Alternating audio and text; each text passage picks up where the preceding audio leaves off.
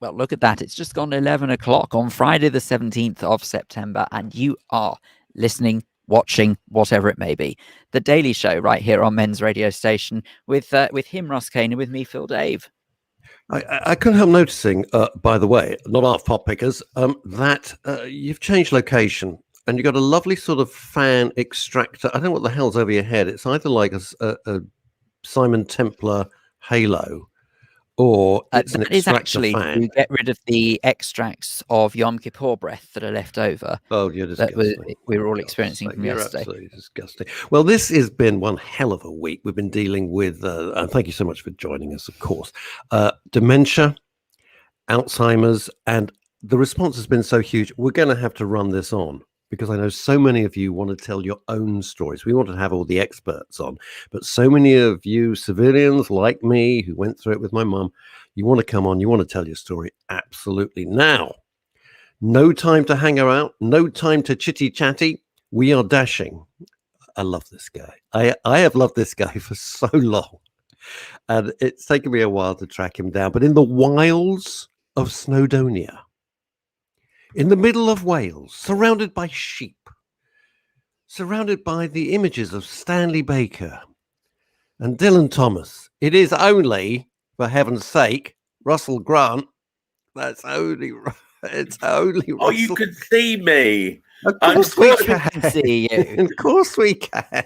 Well, what a lovely surprise to see Phil there as well, Russ. Well, you say surprise. That's not the word I use. I have to tell you, some would say lovely surprise, some might say nasty shock, but I am delighted to see you, that's for sure. As it has been too flipping long. When was the last time we worked together? It would have been non-league show, wouldn't it? It was the non-league show, which we used to do at the Radio London joint, didn't we?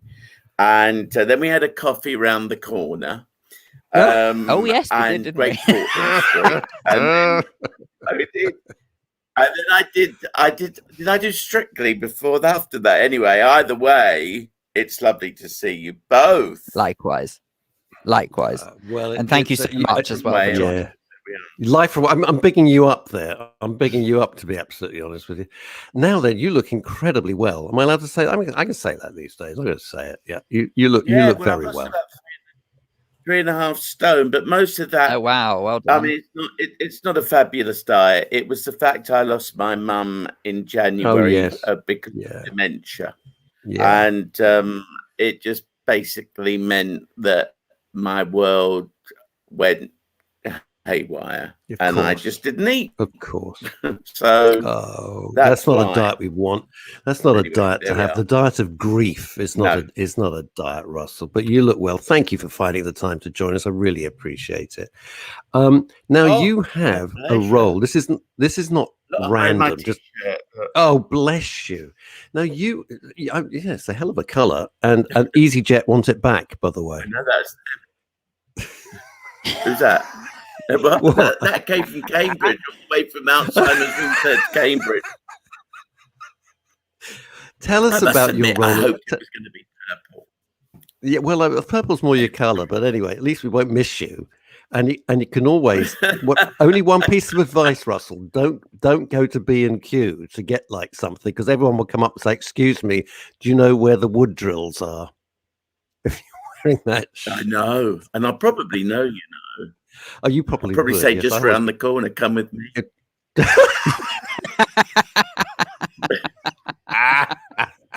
It's so good to know some things never change. Cheeky man. Now tell us about your role as an ambassador, because this is why I reached out to you, because I thought it was jolly good and well done, by the way. Well, it was after losing my nan. My mother and I cared for her in the late 80s, 1990s. She had dementia for, oh, goodness me, it was all at that time. She was so strong in body, and people don't understand that, of course, if you've got Alzheimer's and dementia, if you're strong in body, you just go on and on and on and on. And Nan lived to 99 years and 6 months. And she started to get the early stages when she was about 89. Goodness. And it was a terrible thing to watch this woman who I adored, who brought me into this world. She was there the day I was born in Hillingdon, Middlesex. And she was just the most big-hearted, wonderful Leo. But she changed. This is a woman who never swore, and suddenly she was swearing, which is one of the symptoms of dementia. Yep, it is. This is a woman that would accuse people of stealing money, another symptom. Dementia. Yep. This is the woman who'd put tea bags in the kettle. Another symptom of dementia. She'd look at the television and think that people were staring through a window. Who are those people? Close the curtains. She's actually looking at the television. So there's so many symptoms that I know of. And it was very difficult, especially during that time, the late 1980s, 1990s. It was, oh, well, she's old. She's got senile dementia. And there was no help. There was no support until one day we had a tremendous amount of support from John Randall, who was MP for Uxbridge eventually, but Randall's was a big firm in Uxbridge, furniture store, and John Randall became a very good friend of mine, and they advised me what to do. And Sir Michael Shersby, who was MP for Uxbridge, they were all just wonderful. And in the end, she did pass on, my nan. We didn't know at that time, of course, research didn't know whether you could die of dementia. Yeah. They now say that you can die of dementia. But in those days, it was all over the place. My mother used to sleep on a stone floor in Ickenham, which is where Nan lived. And for 4 years, she lay on that floor. Oh, and gosh. she went to the doctors many times saying, "Can you come and see my mum?" And I never forget the local doctor at the time came round, and with people with dementia and Alzheimer's, they have days of lucidity where you don't think for 1 minute they've got anything wrong with them. Sod's law, of course, when the doctor came round and saw my nan, she had these lucid days. And I remember this doctor turned to my mother and basically said, "You just want me to section her so you can go off and have a good time." Honestly, that was told to my mother, who had lain on this floor for years. There was no sympathy, there was no empathy, there was nothing. And in the end, Nan passed over. In many ways, I wish she'd gone earlier, because at the very end, she couldn't swallow. She'd forgotten how to swallow food. She couldn't speak. She was mute. She could only communicate with That's how bad it became and how bad it got. And when Nan passed over, she eventually ended up in a very, very wonderful care home in Northolt. And all Middlesex, of course, with me. And in the long run, these people really cared for her and looked after her. But she passed over. My mum was there on the day, helped her over to the other side. And I decided to get involved. And that's how Alzheimer's Society, now Alzheimer's Research UK, and Dementia UK, who have a wonderful 24/7 hotline. And I even, after Strictly, started my own charity, Dance for Your Life. The reason being, I noticed there were two things with Nan: to keep her quiet and to make her comfortable, and to bring her a little bit of peace and comfort. She used to like to watch on the television children and babies. So I hit on the idea of giving her a little dolly. She loved the little dolly that she would clutch. And she loved any program where there was music dance. Sadly, she wasn't around to see me do Strictly. That's a shame. That would have been perfect. And so that's a shame. She would have loved it. I mean, my mum was around then. But I've therefore campaigned and with Alzheimer's Research UK, because I've worked this out. I gave a speech in Port Merion, funnily enough, just up the road, from where I live here, and I gave a talk, speech, lecture, whatever, to a big gathering of scientists, doctors, people involved with Alzheimer's, and I hit upon this phrase, who takes care of the carer? Because it's the one disease where if someone suffers from it, they can't tell you if they feel ill, they can't tell you if they're in pain, they can't tell you anything. And so therefore, I knew that the important thing was to find a cure. And also, because the carers are there, there's no one else to look after them, certainly not in the time when Nan had it. Who takes care of the carer? Because you are on call 24/7 with somebody with Alzheimer's dementia. People don't realize that. If somebody suffers with any other illness or disease, they can tell you how they feel. Yep. But with Alzheimer's, they can't. Yep. No. And so that's why I become more and more involved. A cure is important. The wonderful John Randall from Uxbridge, where I was born, Hillingdon, Uxbridge, when he became MP for Uxbridge, he introduced me to a lot of people in government. I remember seeing Dr. James Kent 2 years ago, who was one of the advisors to Matt Hancock, the then Minister of Health. And I told him the things that were needed. The Dementia UK doing a wonderful job with the 24/7 hotline for advice and guidance.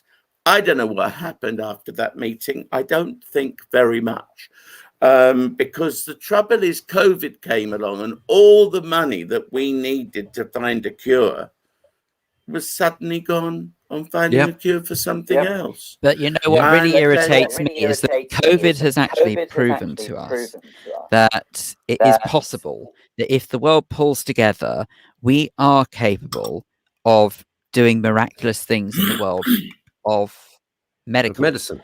In medicine. And I can't for the life of me understand sort of why there isn't more of a concerted effort, given the sheer volume of people who, and it sadly appears to be only going one way, who are affected by Alzheimer's and by dementia, that why are we not doing more to try and stop this? It's got to be one of the cruelest, the most ghastly diseases. Well, it's the biggest killer in Britain now. I don't know if COVID's overtaken it, possibly not. I doubt it. Dementia and Alzheimer's is the biggest killer now in the country. Mum went with it just a few months ago, and I'm so glad my darling mother was taken away before it really caught up with her. She had early stages. Do you know, within 2 weeks, my mother loved Andre Roux, and I used to call her twice a day, 10 o'clock in the morning, 6 at night. Good to have routine for people with Alzheimer's and dementia. Yes. And I called her. And the day I called her, just before she would die on January the 13th. And it was actually New Year's Eve. And there was a 6-hour special on Sky Arts, Andre Roux. And I rang up my mum and I said, Mum, what a wonderful New Year you're going to have. Because she was so depressed, so down, so in a terrible state. Because, of course, the government at that time had promised a 5-day Christmas, which was whittled down to 1 and to 2. And in the end, of course, there was no family get-together. I couldn't cross the borders into England from Wales. And, Mum, this is when I knew it was so important that something happened, because that phone call I made to Mum on New Year's Eve was, Mum, Andre Roux, 6 hours on Sky Arts. And I used to give her the numbers for the remote. She'd forgotten how to work the menu system, but she then didn't know how to work the remote. And down the phone, terrible state. And she passed over. She was taken into hospital, and the people at Watford General were absolutely wonderful. But she passed on January the 13th. And you know what? Goodness me, how I miss her. But at the same time, I am so glad that she has managed to pass over. Whether she knew what was going to happen, because what happened to her mother, we don't know. But the whole point is she passed over before it got any worse. And I'd have hated to see this vibrant, lively, wonderful woman disappear into nothing. You know, Russell, this resonates so hard with me because, like you know, I adored my mum, and she was, as you say, vibrant and funny and full of beans and everything else, elegant. And she got Alzheimer's, and we had 16 years of it, and I wouldn't wish it on my worst enemy, which was really why I wanted to do this week, and we'll do some more days as well dedicated here on the show, because it's so important. It doesn't get enough publicity, as you're rightly saying. The funds, we had Dementia UK on Wednesday, and you know, their funds are, they've been trashed because everyone lives COVID. Yes, completely. It's awful. And what a job they're doing for people. Oh yeah, I put people in touch with them, because people don't know how to look after somebody with dementia. Of course they wouldn't. And so therefore called Dementia UK, and you've got Hilda there and all the wonderful nurses who are there to give that guidance, help and support to the carer, because who takes care of the carer, Russ? You'll know what I mean by that. I do. And also, as you will know, Russell, it's exhausting and it's horrible. There's no upside to it, because you know, it's, at the moment, with medical science as it is, it's not reversible. It's not like you got a broken leg and it's horrible, but your leg will mend and you'll be fine, or whatever. With dementia, it's a one-way street. And might I suggest, obviously I'm sort of speaking as somebody who hasn't necessarily experienced it, and thank goodness I haven't, but look, I know that I'm not exactly immune towards it. Anyone can go through it. But with both of you, did you find that you would sort of maybe almost live each day in dread, fearing what might happen next? I think I'm so dedicated and adored my grandmother that I was more concerned and worried and angry that there was no help out there.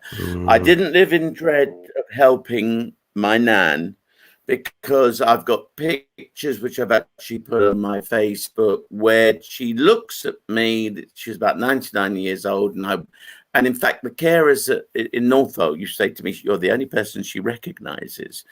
So it wasn't so much, but what I did really get angry about was the fact that there was no help, no research, no nothing.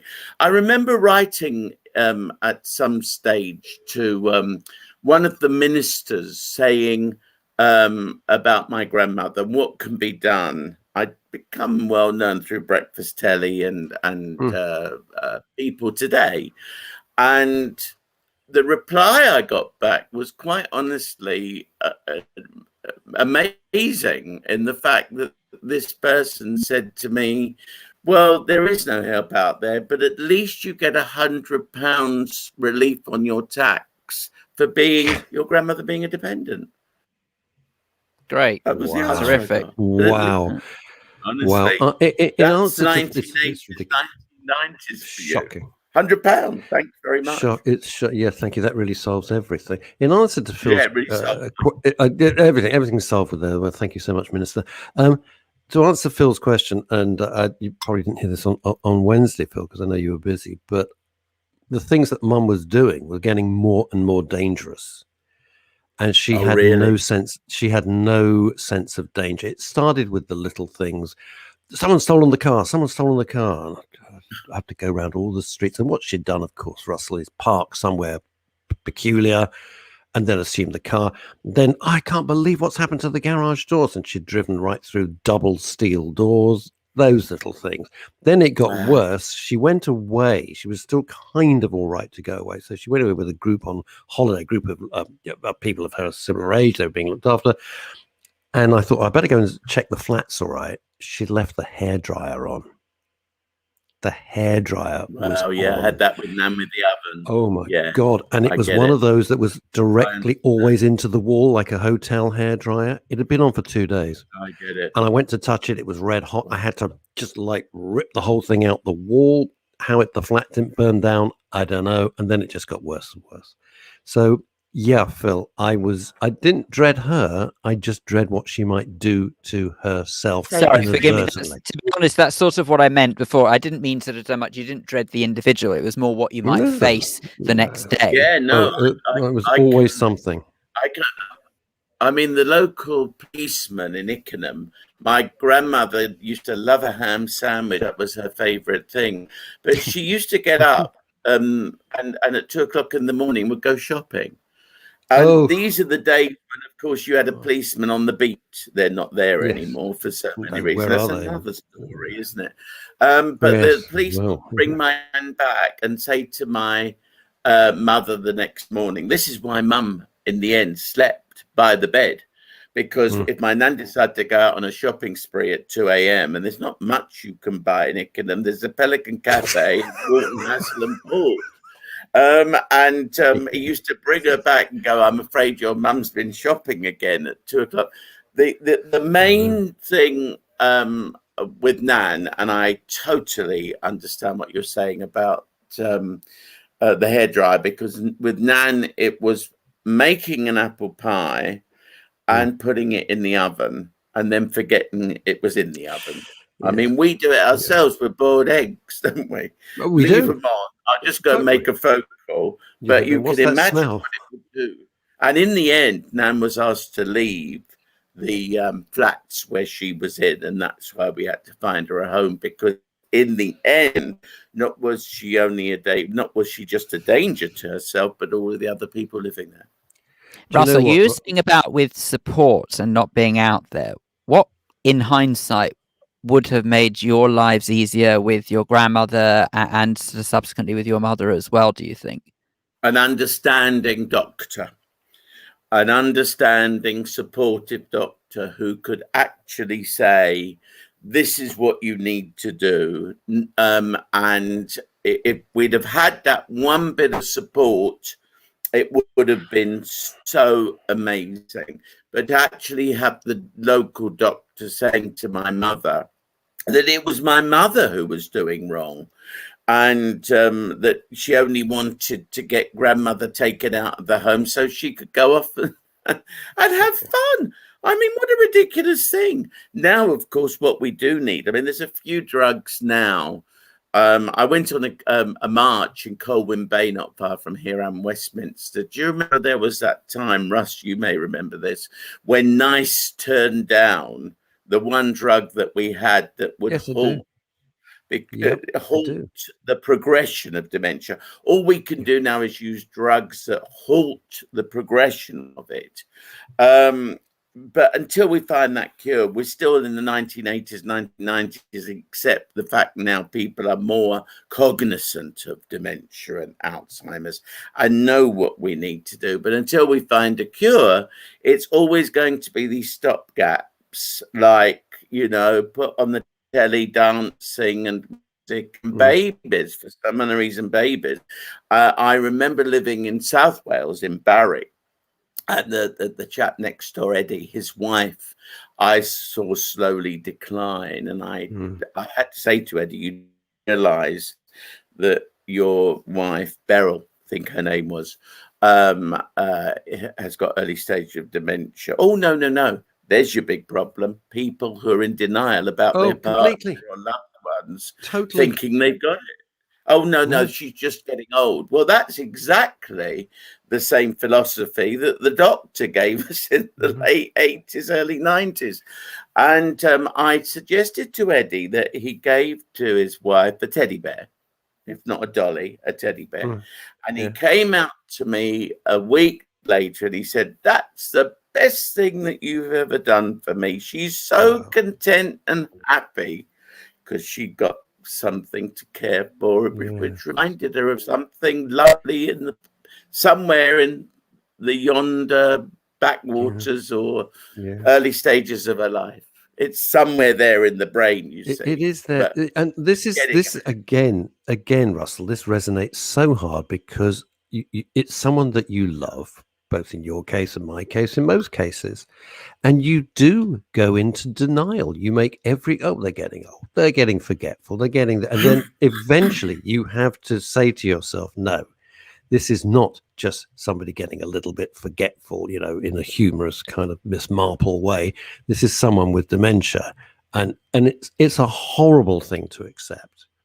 Yeah. And you my kind of brother last June, I said to my brother last June, you need to realize that Mum has got the early stages. Oh, no. She hasn't, but I'd already seen it in the June. It didn't start coming out more and more until December, but I knew then, and I just said, fasten your seatbelt, Gary, because Mum has got the early stages, and until we get to that point of being able to give a drug that is going to, if not even cure it, but to halt it even more from progression. I was a bit like macular degeneration. I've got a member of my family who's got that. There is no cure for macular degeneration. He has to have an injection in his eye once every 6 weeks. Oh, God. Just to stay, he does. It's clamped open. Right. And that is another problem, disease, because there's no cure for it. So you can only stabilize it. You can only stop it from getting worse. Do you know what upset me on? I'll tell you what upset me on Wednesday. So I had the head of clinical research and everything like that. And they're now, because of lack of funds, and of course with COVID, etc., and because it's not a sexy charity, you'll know what I'm saying, Russell. That you can't film people. I'm dribbling. You can't. It's just awful. It's not sexy. When I did the charity talk of Alzheimer's in Portmeirion, I said 3 things. When you try to get people to support Alzheimer's, unless it's a personal experience of looking after someone, you will not get people outside of the Alzheimer's circle to support it, because if you show a picture of a little puppy, guide dogs, all worthy charities we know, like that, people will go and give money for that. And equally for the children's charities, people would give money to that.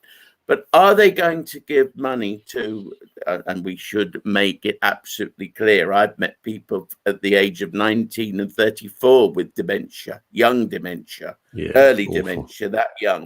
But normally they portray dementia as old people who are sitting there, in some cases dribbling, looking forlorn, looking upset. And people will not give money to that charity. In many ways, I think it's because some people think they see a bit of themselves in the future. Could this happen to me? Absolutely. And I think it's people are in denial. I suggest it's a case of people are in denial, and worse still, it's more a case of, I do believe that there are some people, because they believe that it is just a disease that affects older people, they probably think, well, it doesn't matter as much because it's someone who's lived their life, they're towards the end of their life. Why do I need to? And that, I have a horrible feeling that that's one of the reasons why, or just some of the reasons why people don't see it as necessary. Anyway, the point I was going to make, just to finish off as well, my point was, because of the lack of funding and everything, they reckon they're 20 years now behind research. 20 years. That is just shocking. It's upsetting, but it's a fact. You can't run away from it. That's a hell of a thing. No, they were all ready. When I had that meeting with Sir John Randall and James Kent, one of the things that I was told by Alzheimer's research, I think it was if they could get 25 billion pounds now to get a cure, they would save that 20 times over. Yes, with the necessity of not of the NHS wouldn't be involved anymore. Social care wouldn't be involved because there would be a cure. So a one-off funding. And we know they did it for COVID. So the money is there, but equally, of course, the country now needs to pick up its skirts and run towards the light. So it's hardly likely that we're going to get that one-off amount of money. But before COVID, the government wouldn't have invested that. Any government of any hue. Yes, it's not a political statement. It's just a fact. You're absolutely right. And of course, the other thing, and everybody says, is, well, everyone gives a fortune to cancer research, and believe me, I've had enough experience of that, sadly. But other things, it's like there seems to be like a laser focus on one thing. Let's do cancer. What about everything else? Well, we haven't got the funds, so sort yourselves out. You can't sort yourselves out. It's cruel. Russell, how long have we got you, sir? Because I tell you why, it's just only this feels like a very fitting moment to possibly bring in our next guest, who's very patiently waiting in the digital green room, who's Katie Puckering. I've got about another 10 minutes. Fine. So why not let's have a bit of a crossover, because Katie Puckering is Information Services Manager at Alzheimer's Research UK. And I think it would be really interesting if we do get a bit of an insight as to what research is indeed going on. Katie, thank you so much. Hi there. Thank you so much for joining us on the Daily Show. So don't worry though, Katie, we'll keep you a bit longer than 10 minutes, but we know that just because Russell's got another 10 minutes, it'd be quite nice to get the both of you on at the same time. Look, I suppose that we've painted a picture that sort of could be portrayed as a bit doom and gloom based on sort of the lack of research that seems to be, or at least at surface value, going into Alzheimer's. What can you tell us that is going to hopefully sort of shed a bit of positivity on this conversation, if anything? Well, I think Russell did a great job at kind of describing, the issues that we have in dementia research, that we are behind, let's say, cancer research by maybe 20 years. And that comes down to the awareness for the need for research and also the funding, obviously. So I think for every 4 scientists that you have working in cancer research, we have 1 working in dementia research. That kind of shows you where we're at.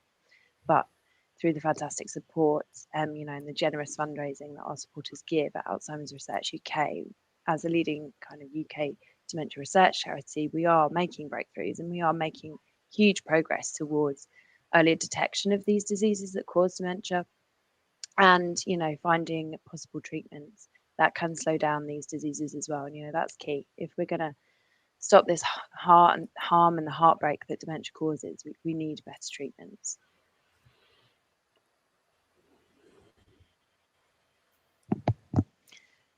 We fund research, and we funded research for a long time. So since 1998, and some of our earliest research was looking at how we build an understanding of these diseases. So understanding more about the biological processes and what goes wrong in the brain when somebody has a disease like Alzheimer's. And from that understanding, researchers, then benefit across the world, and ideas are shared. And it builds momentum with science, obviously. And, one of our researchers has been working a long time on risk genes for Alzheimer's disease, for example. So genes that we might all carry that increase or decrease our risk of developing a condition like Alzheimer's disease. And they found this gene, and that led to many more advancements in science and in the dementia research world. And now we find that there's 22 clinical trials testing new medications that target this risk gene, for example. So that's the kind of progress that we want to see. But we can't make progress in research without people volunteering to take part in it either. So there's 2 kind of strands to it. We need more funding, but we need more people to take part in research as well.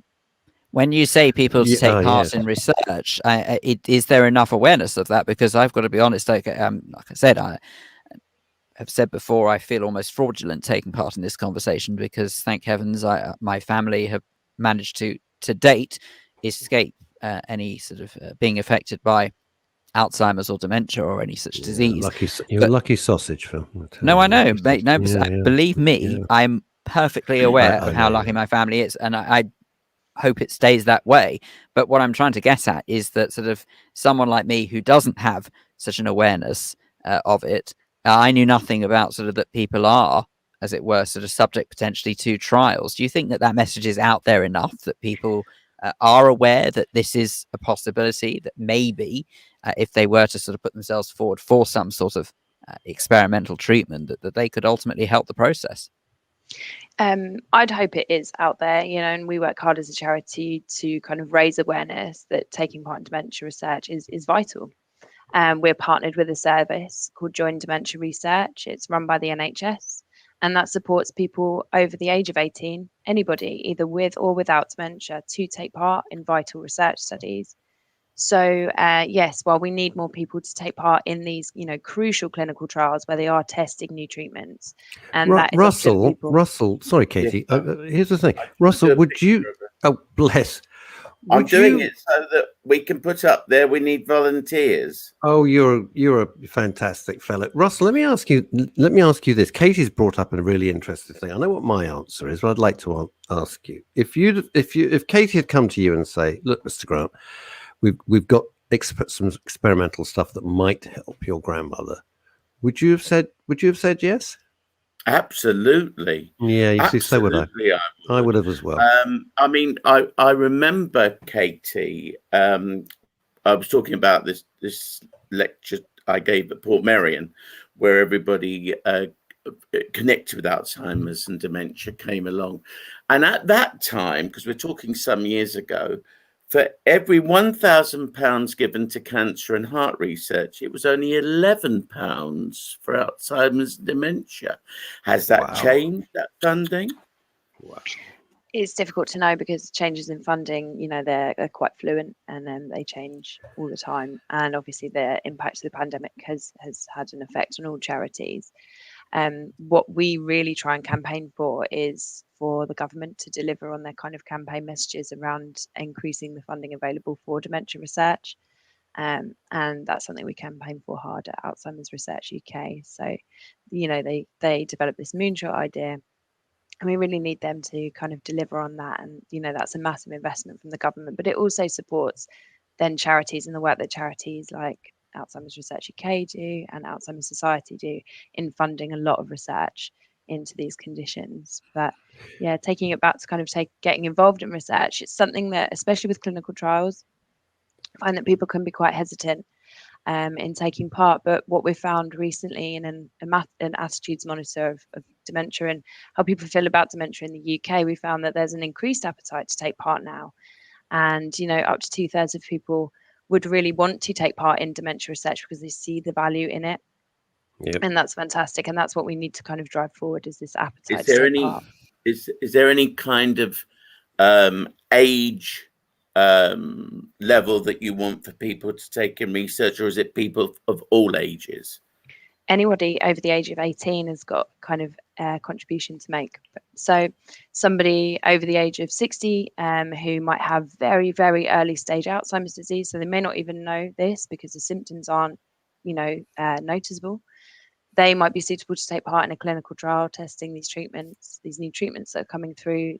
If they can be given at the earliest possible stages of the disease, they're going to have the most benefit at slowing the progression down, potentially even halting it. Katie, we've just had a message. Sorry, we've just had a message come through from one of our regulars, Kimmy, who says that she would love to find out more about how she gets involved in research, because I believe that she's got experience in her family of dementia, and she says that she's very keen to learn more about it. So where do people go for that? So the best thing to do is to either head to the Join Dementia Research website or to call our Dementia Research info line. So we have a specific team. It's my team here at the charity, and we support people to take part. We sign them up to Join Dementia Research. We can give more information about what taking part in research is like and what they might be asked to do. We can kind of answer all of those questions that people might have. And I can give you the telephone number if that's helpful. Yes, go ahead. Yeah, it's 0300. I'm going to write it down now, and then I can flick it up. So go ahead. 0300 111 5111. That's a very good number, and we will to remember. Right, we will remember that. And I'm thinking of perhaps even it's there already.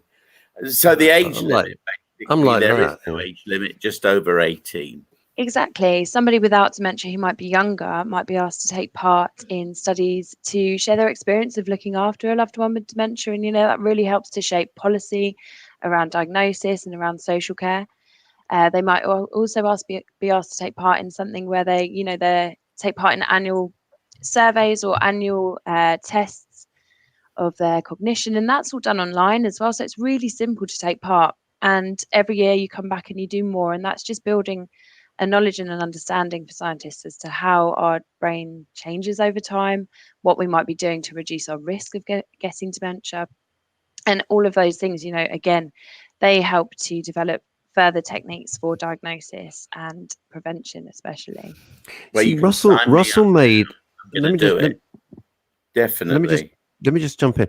Russell made a very, very good. He's made loads of good points, but this is true, and I just want to add to it. We have an aging population because of normal good health. People are living much longer, which means that there's more percentage chance, just logically, that there's going to be more dementia, which is going to be a huge drain on the NHS, on social, on everything. If we could catch that 20-year gap up, I know, and give everybody a free unicorn at the same time. But if we could, it would save in the long run, as Russell pointed out, a fortune. It would save billions. Yeah, this is what's so short-sighted about it. Yeah, it's not going to go away. Yeah, the investment in research is therefore so important, because we're developing techniques to diagnose these diseases much earlier than we possibly can, and research is making huge strides there. And if we can do that, and then we can intervene, and we can look at other risk factors, and we can stop those from getting worse, things like blood pressure, hearing loss, diabetes risk, for example. If you can kind of put a stop to those, plus use these early treatments and get in early and kind of intervene, then the chances are that somebody won't progress to the point where they need extra help and support as they get a little bit older. So that is the key, really. Can we diagnose these conditions really, really early on before they start to affect somebody in their everyday life? And if we intervene at that stage, their kind of longevity and their health as they get older, will be better than it currently is. Yeah. Russell Grant, we need to let you go, I believe. But just before we do, for a final word from you, just what needs to change? What would you like to see happen moving forward? Well, I'm thrilled to have met Katie on here, and I've got the number 0300 111 5111. So that's imprinted in my brain. Well, the cure, that's it. I mean, I've even got on my Twitter page, on my little bio at the back, we need to find the silver bullet, because once we do that, then everything else will fall into place. So what needs to be done is research. I can join in the research. That's going to cost me nothing, but it will be good for me to do, because I'm adding to that one ambition, that big goal, the target of a cure. And if I take part and lots of other people take part, then that could lead us towards it. It's been amazing to have you on the show. Thank you so much. It's been a treat, Russell. Thank you. I've enjoyed it. Seeing you, Russ, of course. I see you on Facebook, and Phil. And of course, my new friend, Katie. Oh, bless you. Thanks for everything you do, Russell. I follow you with great interest, and you're a force of nature. And I'm just going to end with this. In a pretty grim world that can be pretty miserable, you're like a little beacon of joy. I always think that when I see your stuff, I always think, it's cheered me up. So bless you for that. I have to tell you sort of very quickly that sort of this is not necessarily the case with everyone. And Russell, we know who we're talking about here. Yes. That you don't always get on air what you get off air. And the thing with Russell Grant is you absolutely do get the same on and off air, and it's always a pleasure to work with you. So thank you so much. Thank you, folks. Can I leave you with that? Yeah, absolutely. Fantastic. Bless you. Thank you. Bye, Russell Grant. Goodbye. Bye. Amazing. There we are. He's a lovely fellow. He's a great advocate for Alzheimer's research again. It's a thing, though. Katie, I think maybe you'll see where I'm going with this. Phil totally will. I'm not a great one for let's get celebrities involved. I always feel a bit uncomfortable sometimes, because I think I'm going to be brutally honest here. That they're doing it for themselves rather than for the cause. Look at me, I'm a wonderful fellow, I'm doing all this, that, and the other. But with Alzheimer's, We Just find no a different no experience with our upside to this. celebrities. Yeah, with our There's no celebrities, upside. they're You know? fantastic supporters and they have such personal stories to tell, Hmm.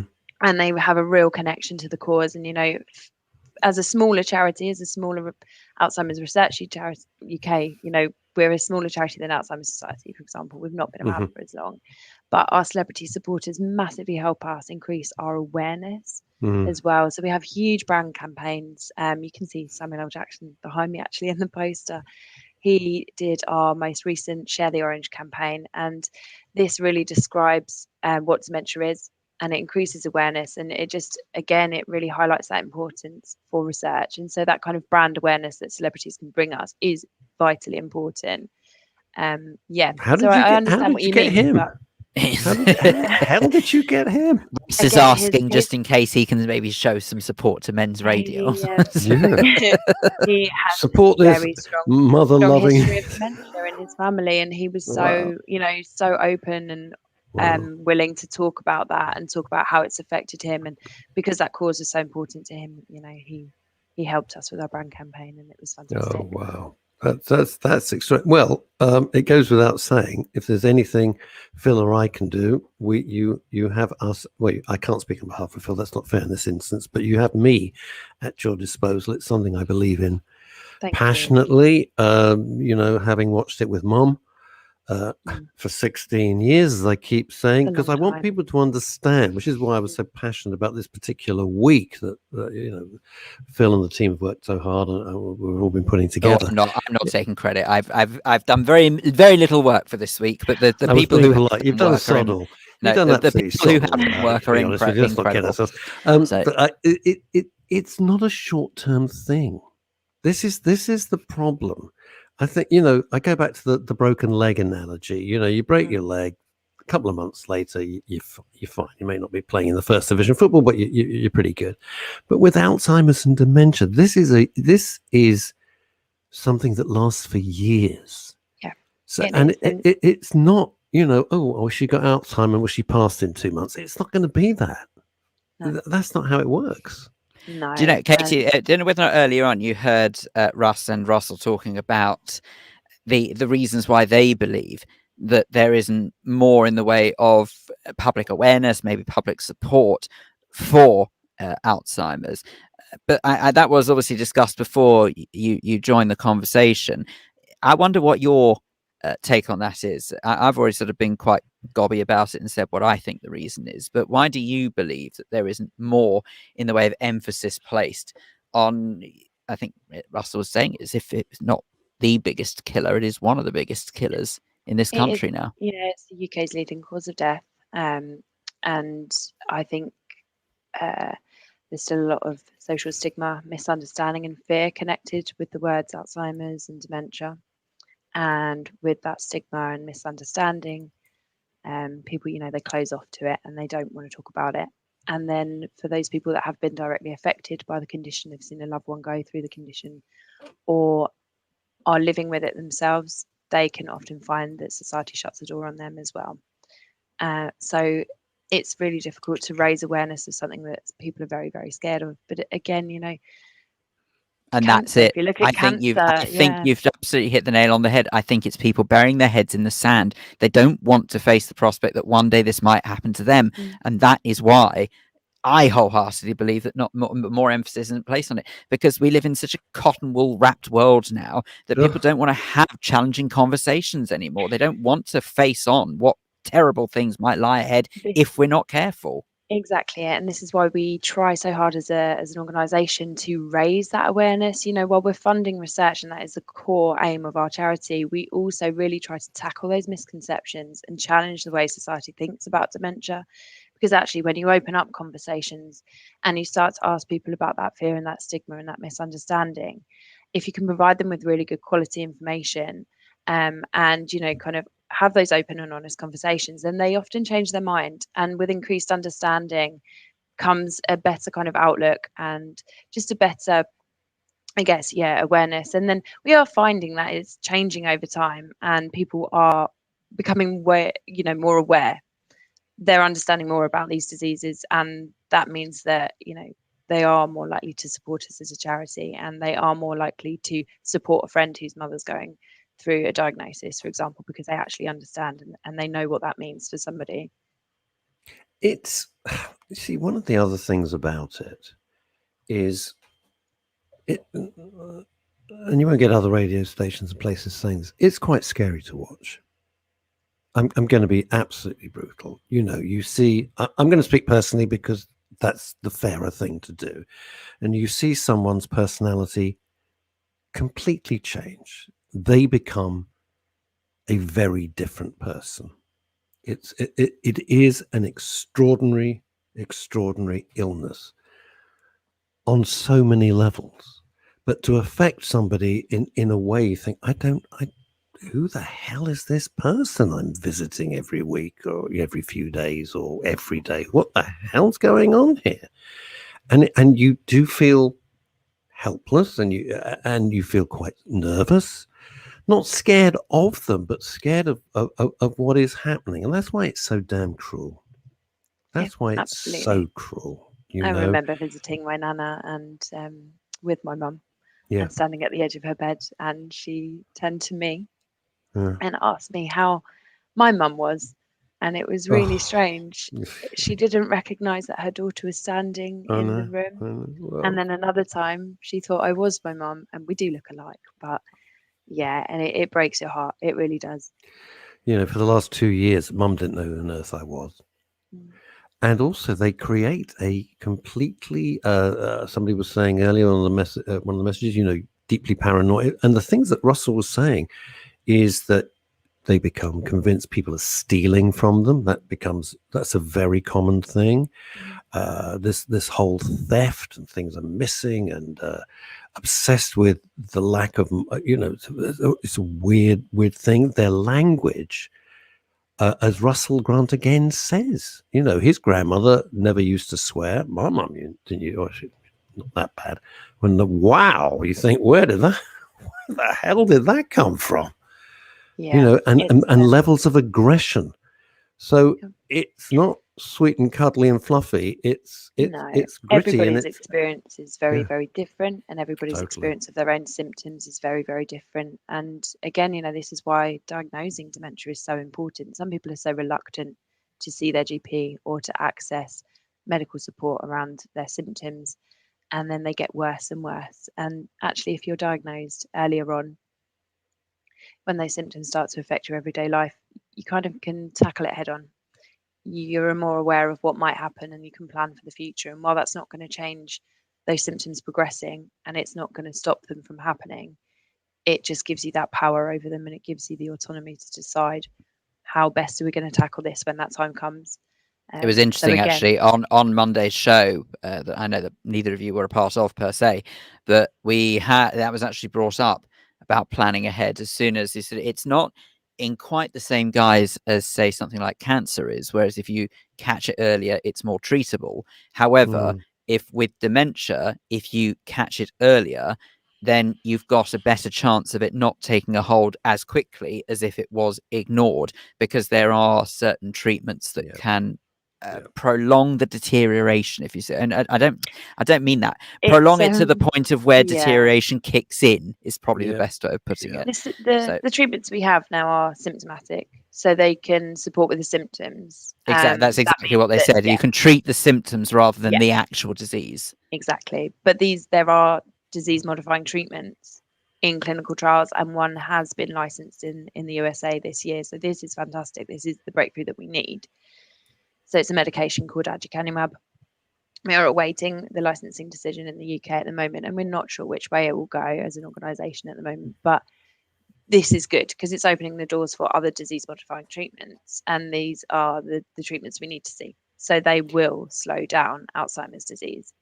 But as I said earlier, we need to give those treatments before somebody develops the symptoms of memory loss. There's an additional 10 years before that. There's an additional problem. And again, I'm going to be very blunt, Katie, if I may, is that with cancer, no one says, no, I don't have cancer, right? If you go and God forbid you've got it, you will embrace everything they're going to throw at you to get rid of it as best you can. All right. In other words, you're all on the same team. You got cancer, you want to defeat it, hopefully. But with dementia, people go into denial, which is a really, really common thing. And the other thing is they fake the results. So, for example, with my mum, we started, of course, with what they call the memory clinic, which you'll be very familiar with. Phil, you may not be, but it's a regular sort of annual or every 6 months you go and you're assessed to see if you're, I'll say degenerating. I can't think of the right word, but you know what I'm saying here. And mum would fake it. First of all, I had to drag her there, or my partner, very sweetly, she would drag her When there. you say, sorry, Russ, when you say fake it, just sort of that lame brains like me can understand, what do you mean, sorry, that she would fake it? Ask me, it would go like this. Say, who's the Queen of England? Ask me who's the Queen of England. Right, okay, so imagine she was asked who's the Queen of England. No, but just ask me. I'll show you how it goes. Go on. Oh, I see, okay. So who is the Queen of England? Oh, come on, Phil, you know. Oh, I see. Okay, no, I understand. So you'd get things like that, and all You the do. questions would be deflected, and it would be hard to do a proper assessment. So those assessments are obviously of your memory and your thinking. Mm. We need technology on our side, and this is again where research is so vital. So different types of brain scans and actually using things like artificial intelligence to see differences in the structure of the brain that aren't actually visible to the naked eye. So when the person assessing that brain scan is looking at it and they're looking for minute structural changes in the brain that might indicate very early Alzheimer's disease, for example, we know that machine learning can identify those where a human can't. And this is where we need research, to build on that and to build on that progress made. And there's actually a wonderful study that used artificial intelligence to find these minute changes, and that's now progressed into them using it in certain memory clinics. So what they'll do is they'll putting that research, that finding, into now clinical practice as a trial, as a pilot. So they will use this brain scan and they'll use the artificial intelligence in these memory clinics now. And while it's useful to have memory and thinking assessments as part of a diagnosis process, if we can move away from using them solely to diagnose or to look at how dementia might be progressing in somebody, then we're going to have kind of better quality tests, so to speak. Another problem with memory and thinking tests in the UK is that they're made for white people generally.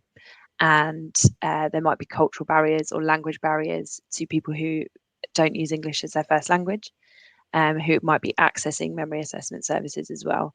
So, we know in certain languages that there aren't really words for dementia, for example, and there may be some different. No, and there may be some different fears, stigmas, or social barriers as to why somebody wouldn't access those diagnosis clinics anyway. So, we need to make lots of different tests available to clinicians so that they can diagnose these diseases. Well, do you mind sort of expanding on that slightly, Katie? Because even though I understand what you're saying about those who maybe don't have English as a first language, but when you say that they're made for white people, what do you mean? Sorry by that. I was when we do research, and historically when research is done, people who take part to test the accuracy or the validity, if you like, of these tests before they're then put into practice, in the clinical practice. The people that those tests may have been carried out on may have been, let's say, 50 white people of a certain socioeconomic kind of background, because they're the people who are more likely to take part in research in the first place. So they're the people available as volunteers for the researchers to use these tests on to make sure that they're right and they work. But it doesn't mean that they were then used and validated in people who didn't speak English as a first language, or people who had different kind of cultural afflictions on what those questions might mean or what they are. So is it possible then that Alzheimer's and dementia affects people of different backgrounds in a different way, or do we not know that yet? We have some idea that what happens after diagnosis, or the route to diagnosis, might be different. So some people might be less likely to seek a diagnosis because their symptoms are maybe buried within their household, or they're looked after at home, but the family may feel that that's enough, and I'm then just they might be embarrassed to seek. Katie, I'm sorry, forgive me. I'm just curious that you've dubbed it under the umbrella of white people. Why not just say people who don't speak English? Why can't you So just yeah, say it's true. people who So are not you English? know, I sorry, can that was take, with respect, I can take diversity up to a point.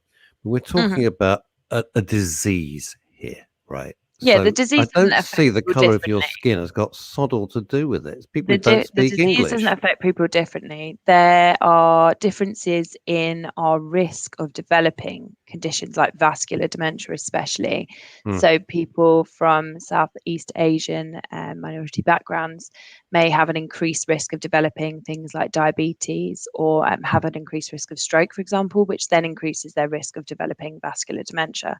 So there are some genetic differences that would increase our risk or decrease our risk based on our race. Then within the UK, yes, sorry, that's my mistake for kind of branding it as people who aren't white. But people, let's say, of different ethnic minority backgrounds living in the UK may be less likely to access diagnosis services, and therefore That is true, and it is very true. And although people rail against it and kind of try and label it, there are genetic differences that lead to specific genetic illnesses. That's not being rude or being obnoxious or being. It's nature. It's what's nature's decreed. Nobody wants it. Those are the cards that various groups have been dealt with. That's how it is. Blooming unfortunate, and it's very nasty and it's unpleasant, but you can't fight it. That's what nature said. No. That's what's happening.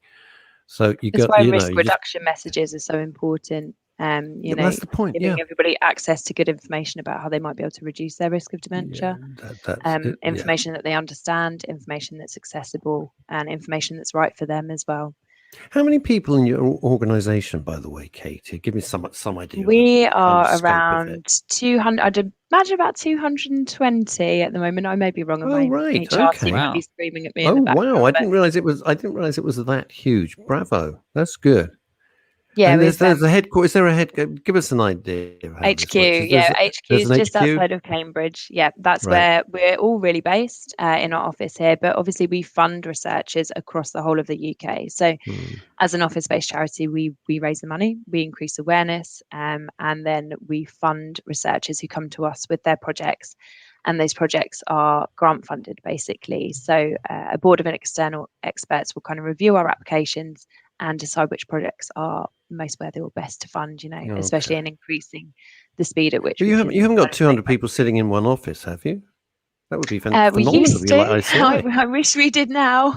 No, we did. We're still at the same office. We're now working some at home, some in the office, and we're making a slow return, which is lovely to see colleagues again. Yeah, it is nice seeing the slight green shoots of recovery. Although I have to say I'm really nervous about the winter, but that is a totally different ball of wax. And I was talking to the doctor yesterday about it. Okay. Just one more plug. If people want to get involved, Katie, how do they do it? Just plug it away. Thank you. They can call our dementia research info line. We're here to support people living with dementia and people who want to know more about dementia, but also to support people to take part in dementia research is what we really, really need. So our telephone number is 0300 111 5111. You can also find more information at our website, which is alzheimersresearchuk.org, and also at Join Dementia Research. Join Dementia. Well, I just want to say, first of all, thank you for your time. Really appreciate it. Thank you for being so sort of lucid and clear about everything, because I think you've demystified a lot of stuff. And anything we can do here, you have, I hope you've got my details, you've got Phil's details, just reach out. And you have our ongoing support, of course. Thank you so much. We can't do it without support and awareness. Well, so, you really got it. Just consider that you've got it. It's something that's very close to my heart, and I don't want anyone else to have to go through it. They will, but I don't want them to. Katie Puckering, thank you so much for joining us. Really appreciate it. Okay, have a good day. Thank you, Katie. All right. Bye-bye. Man, it's very hard to try and just be not kind of well up about it. It drags up. I got to tell you, it drags up just shocking bloody memories. I'll tell you the worst thing. There's loads of messages coming, loads and loads of comments and messages, and we're going to whip through. I'll tell you the worst thing that happened, and this broke my heart. This was the final. I don't even know if I've got the strength to tell it, but I will anyway, because I want people to understand. My mother was a fantastic cook, a wonderful hostess. Her dinner parties were legendary. Her cooking ability was legendary. And I was doing panto, and I had, when you do a panto season, you have basically Christmas Day off, and that's it. Boxing Day is a huge day. But I was also broadcasting at Capital, so I do the live Christmas show. So my whole Christmas holidays was half a day break, half a day. And my mum said, "Come for lunch."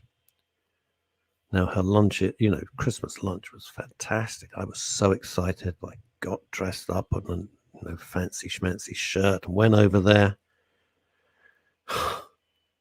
Nothing had been done. Nothing. And Had she forgotten that she'd asked you? No, nothing. Nothing had been prepared.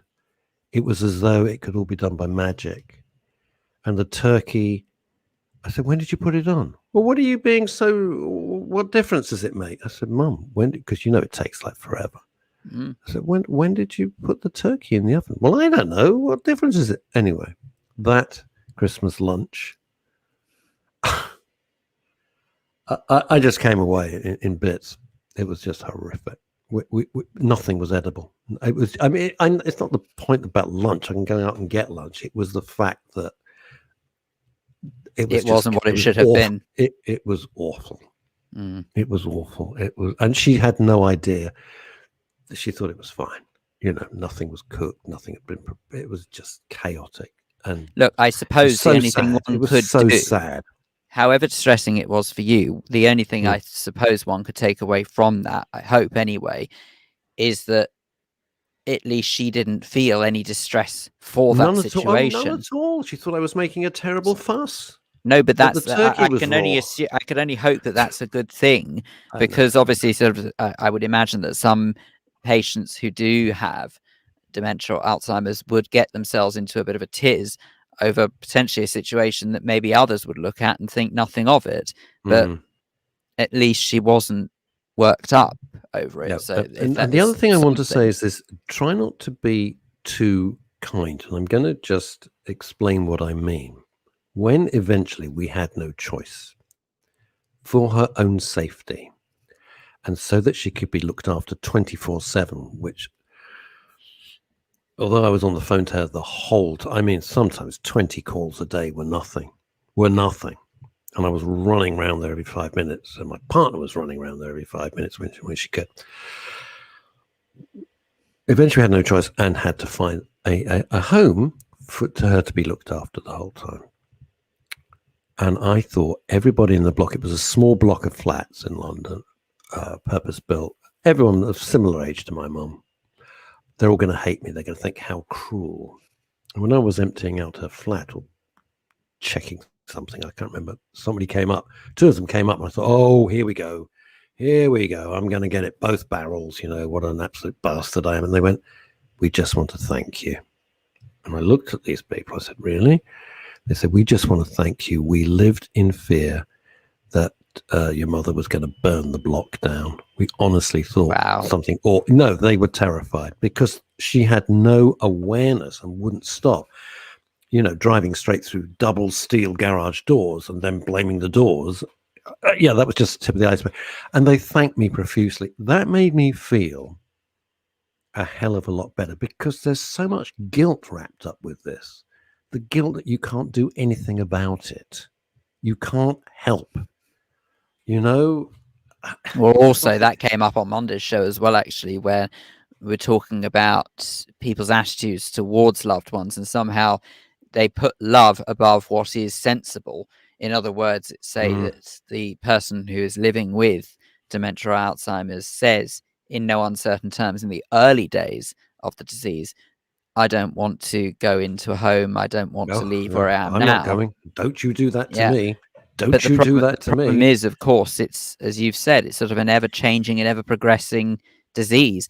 And by the point when actually they probably do need help 24/7, they're not of the same mindset that they would have been at the point of when they started. So, of course, you're clinging on to, or one is clinging on to, a point in time that is no longer relevant to the situation. That's correct.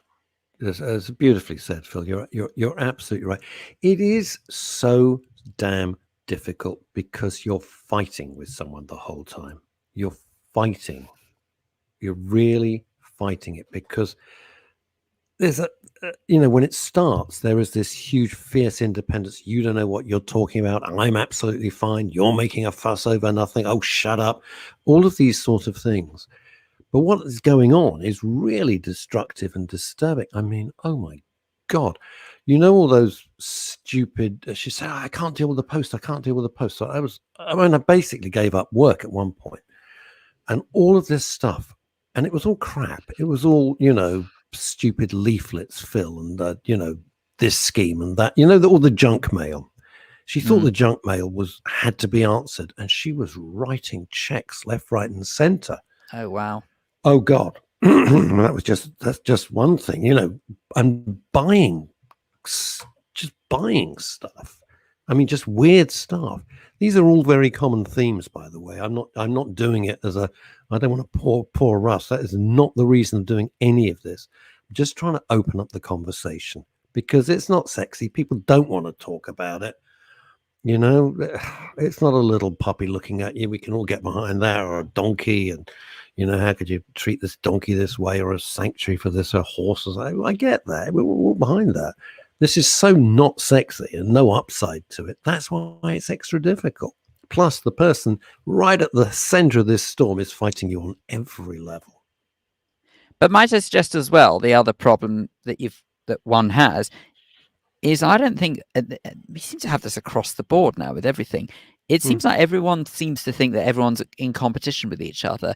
A charitable cause should never be as more important than another, if you see what I mean. No, so there's no pecking order here. You're absolutely right. There's no pecking. You can't say, well, we've got to deal with cancer first. When we've dealt with cancer, we'll deal with puppies. And when we've dealt with puppies, we'll deal with dementia. When we've done that, we'll do, Alzheimer's. And then we'll do autism. There's not a list. They're all terrible. They all need to be done. I always say this, Phil. I'm not a pacifist particularly. It's amazing, isn't it? There's no money for this. There's always enough money for a war. It's miraculous. There's always enough money for bullets and guns and bombs. Always managed to find that. But we can't find money to look after our own citizens. I say that. It's a very simplistic view, but it's true, isn't it? But it's the problem is that I think everything in this world boils down to volume, as it were, so to speak. Who can make the loudest noise, who potentially is, or what is potentially the biggest threat to a people at large. And the awful truth is, the reason why COVID has been put so much to front and center is that there is virtually no escape. Well, there is no escape when you go to any country in the world. Any country in the world has been affected by it somehow or other. And as a result of it, the world is determined somehow to come back from that.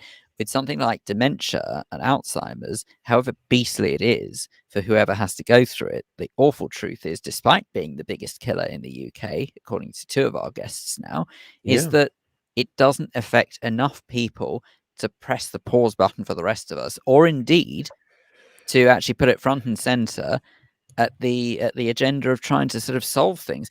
Whether that's because too much emphasis on cancer, who knows? Let me give you, for instance, here. All right. One of my best friends, everybody knows, is Lloyd. Is Lloyd, my pal Lloyd Beanie. We've been pals since 1974. And Lloyd's granddaughter sadly has a thing called Rett's syndrome.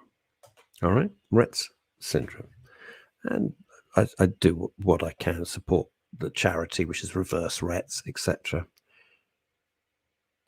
This is an illness that is solvable. It's one of the few things in life It is actually solvable.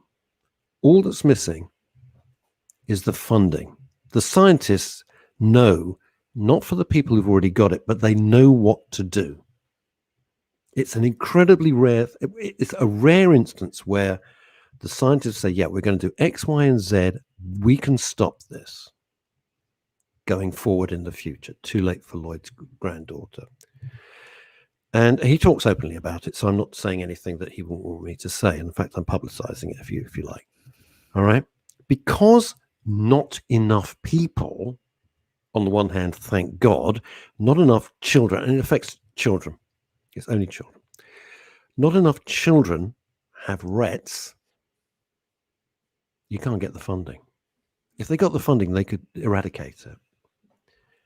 It's exactly the same as you're saying, Phil. I'm just using that as an example, as an example. That there shouldn't be a pecking order, but of course it's like, oh, well, not enough people have got Alzheimer's and it's not sexy, so we'll deal with, the catch-all of cancer. Billions and billions spent on it. Are we getting any further? Did you see that Andy Lucas has put here that she lived with her grandmother who had dementia before anyone was really aware of dementia, and some of the things that she did were indeed horrific. And she said that her late mother had a breakdown after her grandmother died. And she also goes on to say that when my mother-in-law didn't remember her youngest son, when I showed her a picture of him, oh wow, good gracious me, that he had died about 8 years previously. Crumbs. Well, look, we're going to go through some of these comments. As I said, Mum didn't know me for about the last 2 years. Had no idea who the hell I was. No idea who the hell I was. And invented a sister. So I had to say, I mean, these are the realities of it. I suddenly had to say, well, I don't. I'm an only child at my age. But I had to say to the staff, and Phil, you will get this, please don't think I've got a sister who doesn't give a monkeys about her mother. There is no sister at all. There's just me, okay? There is just me. And the staff were magnificent. I had to. And did you have to play along with it then?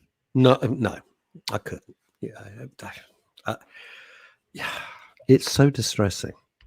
I don't mean our conversation. Obviously, I find you distressing. I've done for many years, but it's so distressing to witness this. And I had to. I was saying on Wednesday, Phil, when you couldn't join us, that you have to go into a different zone.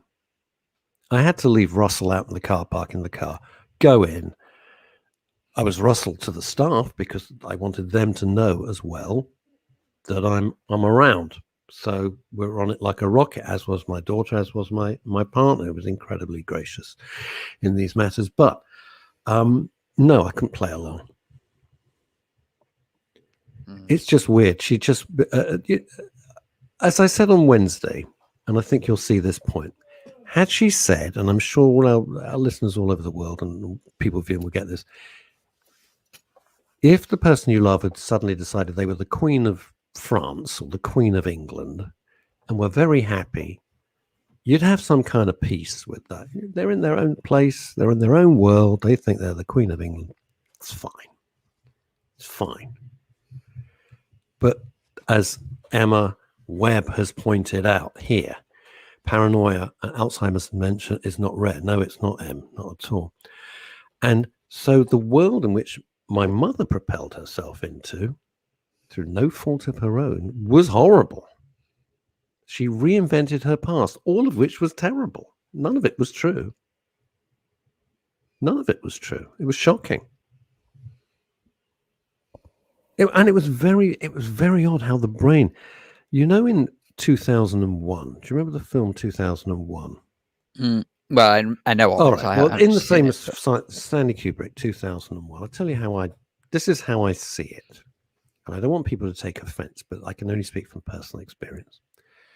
In 2001, the two astronauts are in trouble because Hal, the computer, is trying to take over. I'm cutting it very short, making it very simple.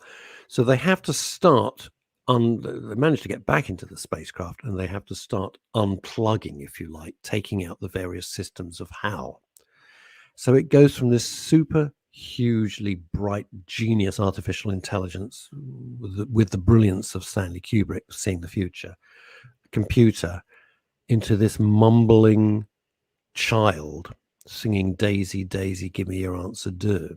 Now, this is the computer running this huge spaceship and running the project. And all it can now do is sing Daisy, Daisy, give me your answer, do. And that's what it was like. You could just see bits of the brain just switching down and switching off. And oh man, that's why it's so cruel. That's why I wanted to dedicate and thank you, Phil, for supporting it, and everybody else out there. That's why I wanted to try and get the conversation going. That's why I wanted to do this. Right, should we whack through some of the comments? Young Phil. Paul Claridge says, it's important that you open people's eyes, Russ, as we need to know what it's like to live with a person with dementia.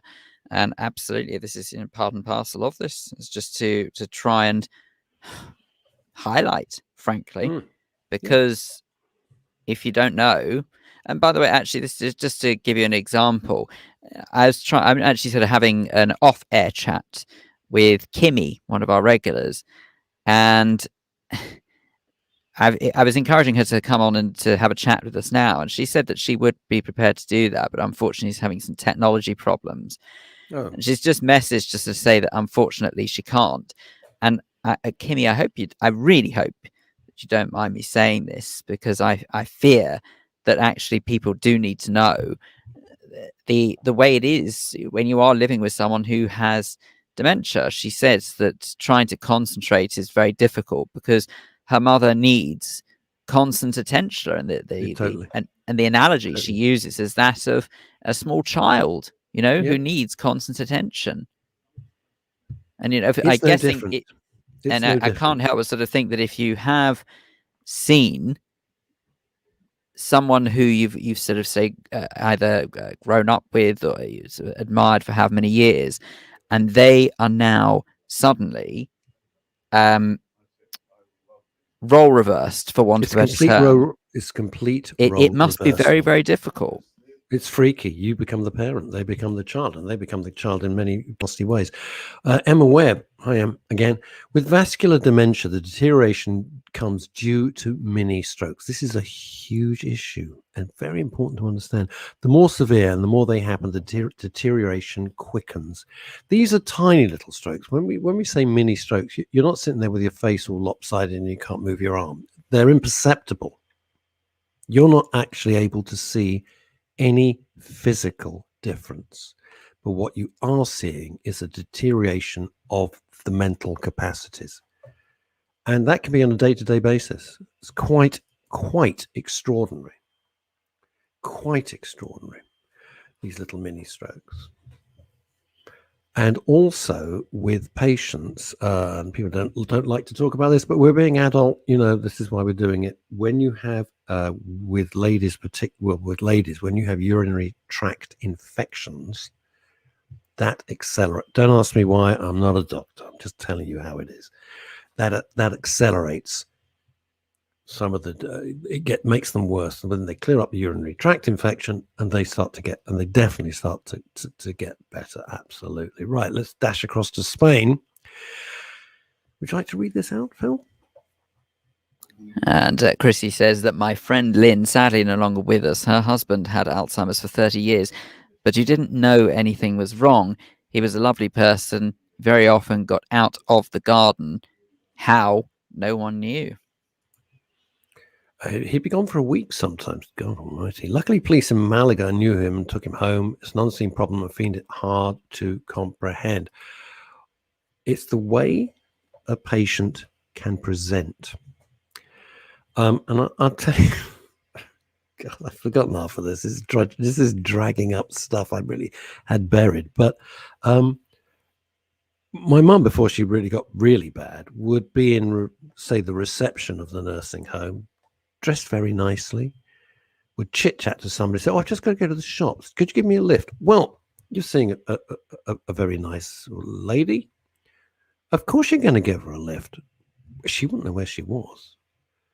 She wouldn't know where she... that is so dangerous because it's so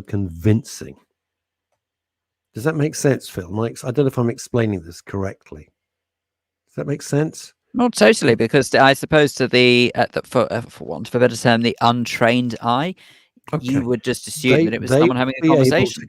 They would be able to convince you to take them out of a nursing home and drop them somewhere. They would have no knowledge at that point, if they were dropped, where they were, how to get back, how to use a phone, how to contact anybody. They would just go off the radar. So you had to take all these steps in place. It was very important, because a lot of the Alzheimer's patients, when they don't present as such, you think, oh, of course, I'm just going to give this very nice elderly lady, this elderly gentleman, I'll give them a lift. Of course I would. It was a nice thing to do. It would cause chaos, absolute chaos. And eventually, because of human rights and everything, you have to sign a form saying it is okay to lock the doors. Be clear, I don't mean locking the door of the bedroom. I don't mean that. Locking the outside doors. Does that make sense? In other words, you have to give your permission. Yes, it is okay for my mother, my father, my brother, whatever, to be in a home where the outside doors are locked for their own safety. But you sign that form. You know, it's not, none of this is taken lightly. None of it is taken lightly. And one has to assume that by putting a relative in that sort of environment, you do that because you trust that they know how best to deal with someone with that condition. Of course you do. And this is interesting that Andy Lucas says, I had a patient to whom urine infection, and she became aggressive. Oh, yeah. Until taking antibiotics to clear up the infection, returned to her lovely self. Yeah. But you only know this through experience. You only think, why is this? What is there something extra wrong? And you say, could you do a test? And they will. One of the things I would like to redress, Phil, and this is with the media, is you only ever see horrible stories of ghastly human beings who become staff members and who abuse the patients. You never read stories about the hundreds of wonderful staff members who are angels on earth. And I rarely speak like that. They really are angels. How they have the patience, the skill, the humor. They were amazing. In all 4 homes, I've got nothing but praise for any of them. They were fantastic. Absolutely fantastic. And if Mum fell over, I'd get a phone call. Hi, Russell. Hi, Mum's fallen over. She's got a bruise here. And, you know, they were fabulous. All of them. Just the most delightful people. And one could only assume as well that the way that anyone who is prepared to work in that kind of environment, and specifically with patients with those, I hate the word needs, but you know what I mean, with those particular needs. They've got specific needs, Phil. I don't think we've got to shy away from it. They've got specific needs. I don't like implying. The point is that sort of to agree to work in an industry where people will have very specific quote needs and very specialist needs, they've got to be clearly very good people in the first place to want to do that. They're extraordinary. They're absolutely. When mum died, I didn't say passed, she died. Let's face it. A lot of the staff came to the funeral because they were so fond of her. But you know, I'd be sitting there, I'd be trying to chat to Mum, and there'd be a lady in the next chair, and she'd be given the orange juice, and she'd just throw it all over the nurse. Yeah, you'd see things like this a lot, and thank God my mum never did that. And the nurse, you know, there was no anger, there was no there was nothing. They understood that person couldn't help it. They couldn't help it. It was part of the illness. It wasn't personal. It was just how it is. It doesn't make you a nicer person, that is for sure. This whole aggression thing is something we shy away from because we don't want to look at it. But it's true that it doesn't make you, often in many cases, not in every case, it doesn't make you a nicer person. It's a weird thing that it propels you into. Why? I have no idea. I have absolutely no idea. But this is the It's a point, weird is that thing. people don't. This is what research is for, and it's why research is essential. It is. It is absolutely. By the way, Russell Grant was talking about this. Oh, Veronica Curran up in Edinburgh. My mum has macular 8-8. Both eyes. Dear God, so sorry. Like, you haven't got quite enough to contend with, Veronica. Not quite enough to contend with that. Jeez. Wowza. It is interesting. If you want to come on to the program today, Phil can send a link out and you can come on and you can chat. We'll be very happy for you to do that. We're trying to make this show as inclusive as we possibly can. I think You may like to know that coming up very shortly, we're going to hear what happened when our very own Mr. Kane there had a nice little chat with Ashley Campbell. And if you think her surname sounds familiar, well, that would be because she's none other than the daughter of the late, great Glenn Campbell, who, of course, famously or infamously potentially had Alzheimer's and dementia himself. So he unfortunately, she's got first-hand experience as to what it means to watch a relative go through said condition. Yeah, I couldn't believe it. I said, I got this notion to do this, and then the first guest we managed to get somebody's pal of mine, hi, Sue Cressman, down at Nailcoat Hall. We will eventually, God willing, Phil and I are going to come down. We're going to do a whole show. We're going to do a Friday show down there. That's going to be just great. But so your mum has got this horrible thing on both eyes too. Oh my God. Oh my God. And hello, boys. Easy now. Easy. Eva hurts to go over. Easy now. Yeah, I couldn't believe it. I got a message from my pal in France and said, hey, guess what? I went, what? And he said, I got Ashley Campbell staying with me. She's a friend. I went, yeah. Not twigging, being an idiot. And he said, well, Glenn Campbell's daughter. I said, you are joking me. He said, would you like her on the show? I said, well, just and also, I actually let people know, if you don't know this already, she's actually a prolific singer herself. She's got a very, very good voice. And she used to tour with Glenn Campbell. I was a big Glenn Campbell fan. He was so much more than just Rhinestone Cowboy and Wichita Lineman. Mind you, I think you can say, well, I did Wichita Lineman. And everyone go, well, that's enough for one lifetime. That's what a magnificent song that is. But she toured with her father a lot. And then they had to look after him. And that's the thing. It's no respecter of who you are, where you live, whether you're famous, whether you're not famous. You know, you could be a road sweeper, and thank God for road sweepers because they do a fabulous job, or you can be a global superstar. If you're going to get dementia, you're going to get it. End of. That's what's going to happen. I'm sorry. And a little bit of a chit chat. Andrew Lucas. Hi, Sue. Hope you're both keeping well. Why have you got a picture of a dog? Sweet little doggy. What is that? That's a sweet little dog. Phil from Spain. Phil, are you feeling cold? Yes, I am, Chrissy. The room that I am in is quite heavily air conditioned. So this is the good thing. Phil, you will be forever 35 because you will be cryogenically preserved. You know, I'm just aging by the day. But Phil sits in air conditioned all the time. He's never going to age. It's just no. I mean, there's air conditioned and there's a place where you keep strawberries. Do you know what I mean? There's a heck of a difference. So I would suggest that it's distinctly possible that it's something to do with the vast amounts of technology in the room of which I'm in. But make no mistake, it's got a bit of a nip in the air. Is that the John Ball printing set? You wouldn't know. When we were kids, our first thing, we're little kids, little kids, right? You'd get a thing called the John Ball printing set. I wonder, Phil wouldn't even know what the hell I'm talking about, but this is it.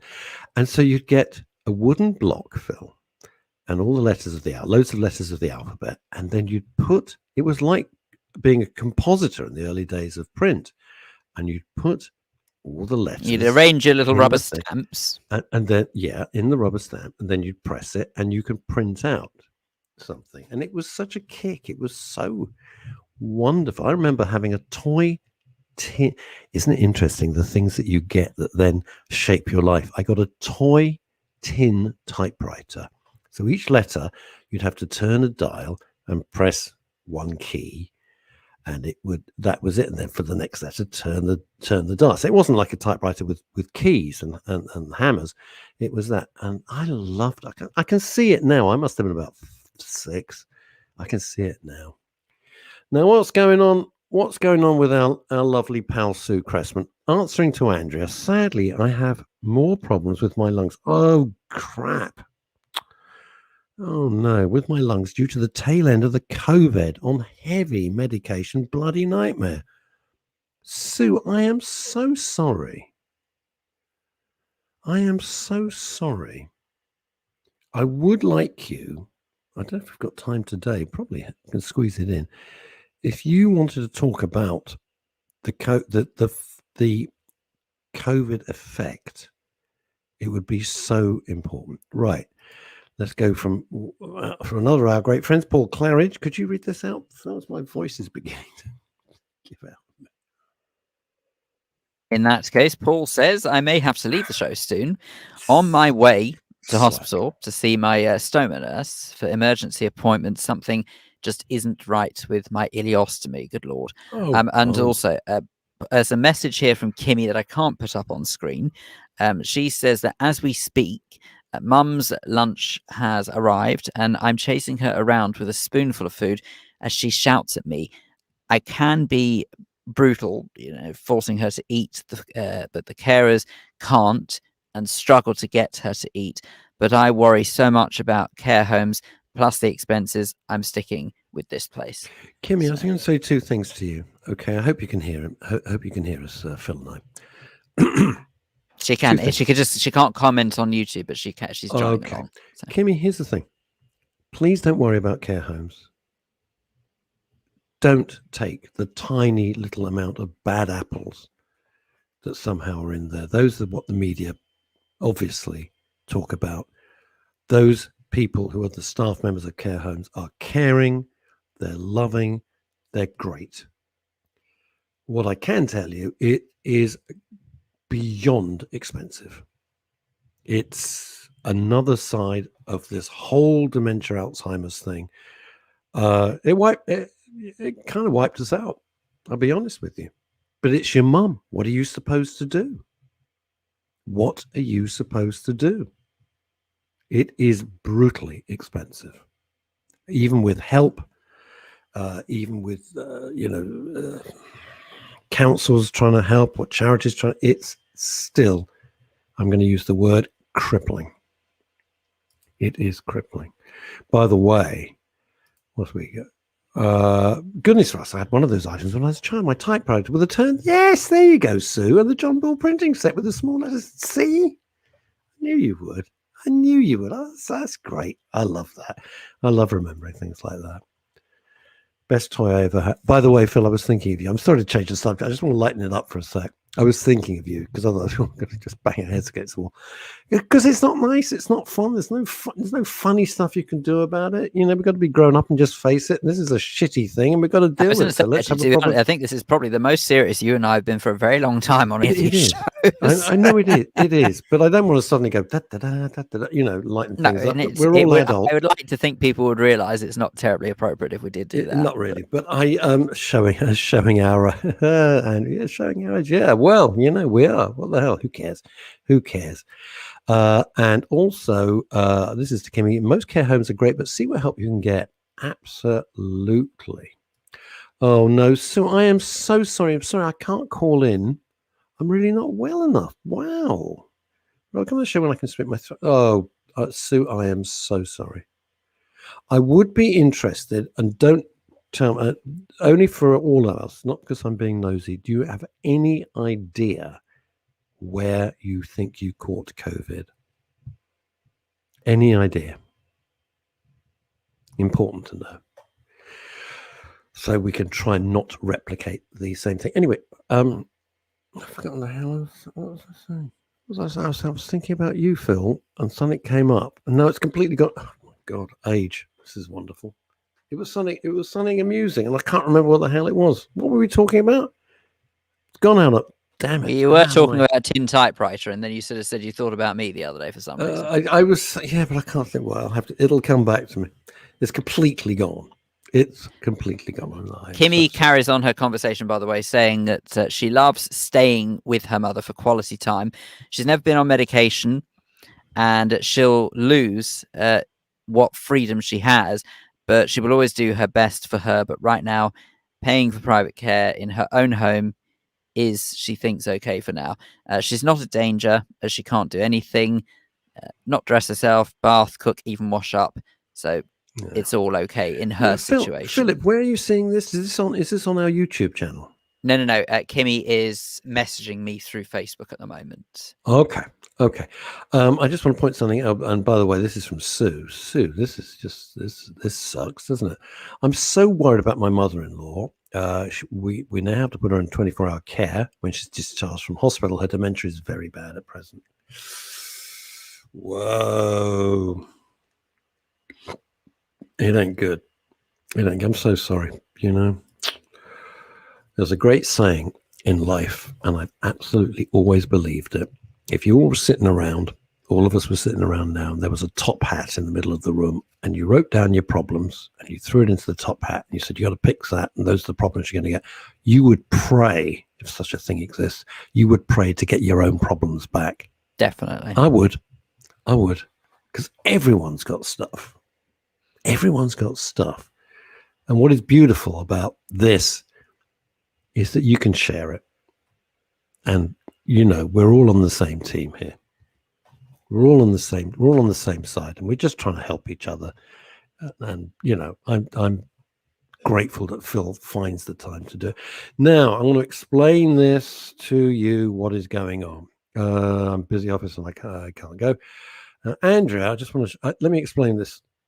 I have been banned on Facebook. My account is restricted. Well, I think we should stress it's not necessarily this is what I'm trying to make it. This is what I was trying to get to you before. I don't think it's so much your account per se, because it doesn't seem to matter which account's associated, which is why it's important to put this out there, because it looks like there is some sort of issue between the software we use to broadcast and posting to Facebook. Subsequently, what it means is that many of you are having to watch either on YouTube and or Twitter.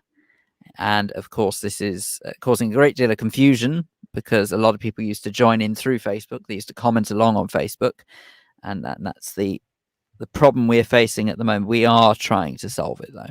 So I'll explain why. I'm very open. I'm transparent about these things, right? You would think, did I make a political comment? No. Did I make some rude comment? Did I attack somebody? No. I got a lovely friend who's been on the show many times, who's a great friend with Phil as well, Leslie Demesa. We call her Lovely Demesa. Known Leslie since 1984.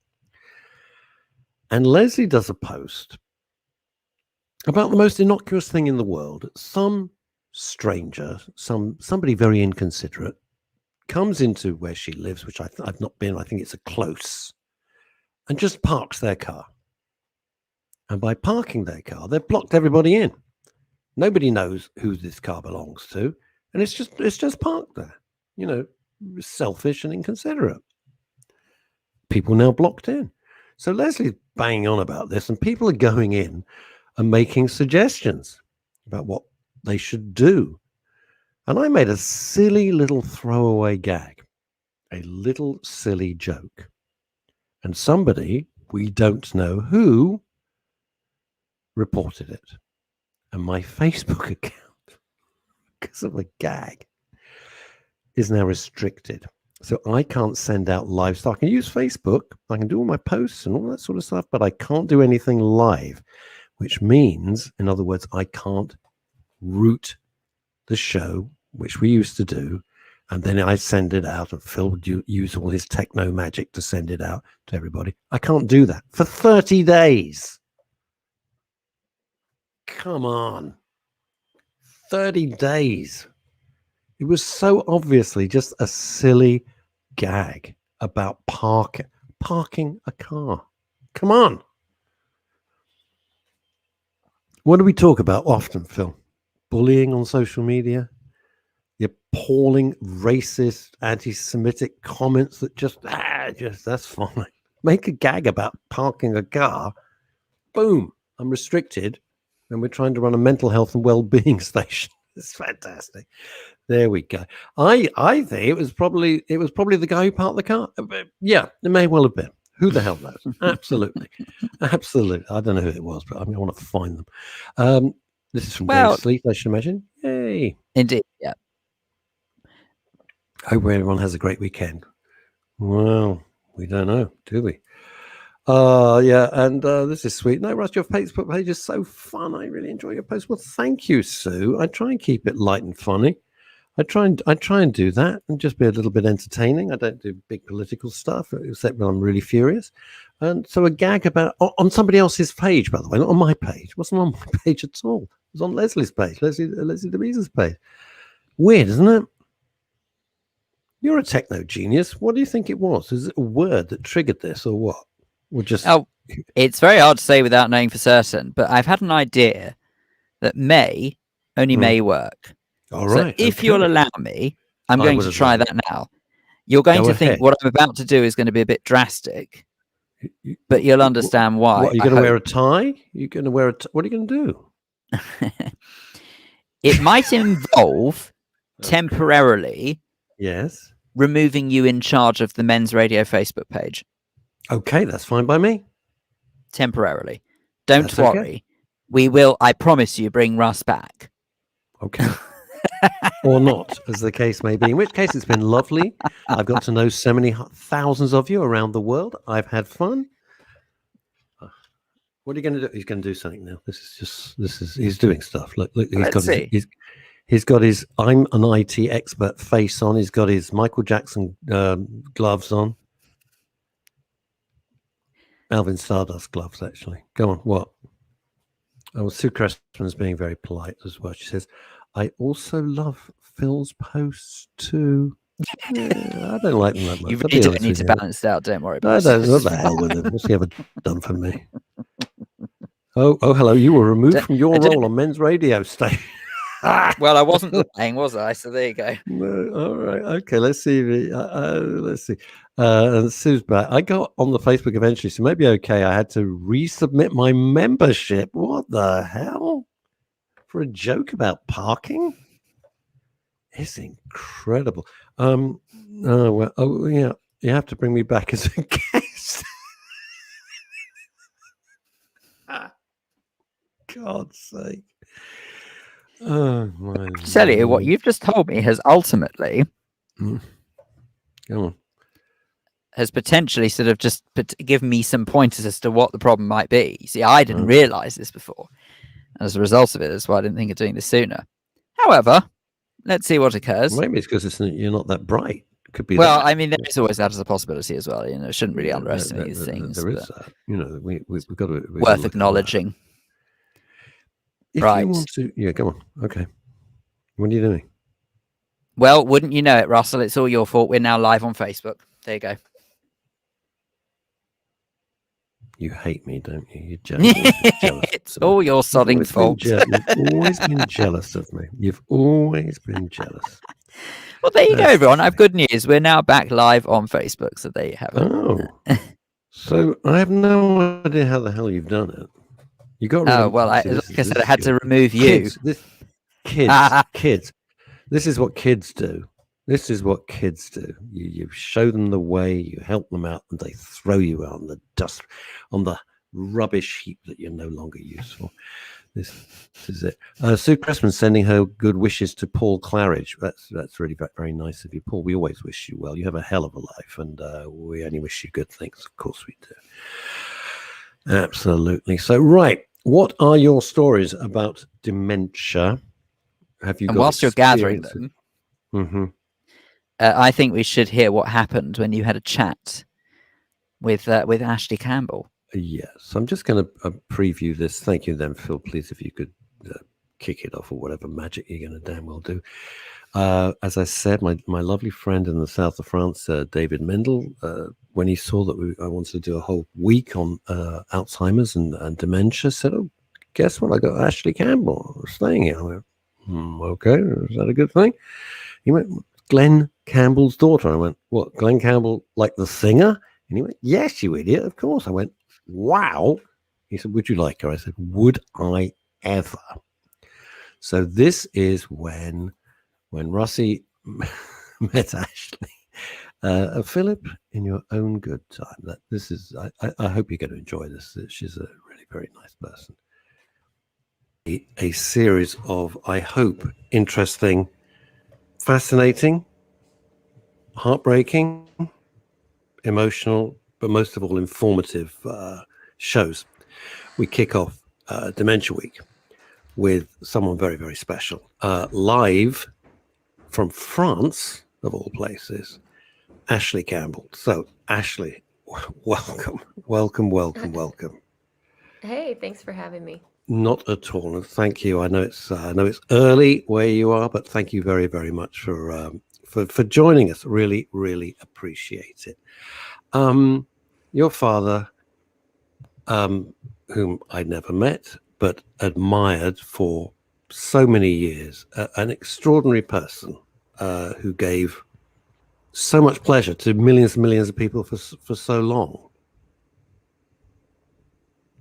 Yeah. Yeah. What can I say? But we yeah, you did. Yeah, that's about right, Russ. Okay, well, thanks for joining us. The thing about it is that we always forget that these giants are, of course, human beings, and we forget that whatever happens to them, not in the public arena, is of a very personal level. And no matter how rich you are, no matter how poor you are, where you are in life still happens. And so what happened to your dad was, of course, for us as admirers, sad, but for you a tragedy, I would have thought. Yeah, I mean, we're all just people, and no one is out of Alzheimer's touch, or, any disease for that matter, no matter how well known you are. So yeah, I mean, we just had to deal with it as a family.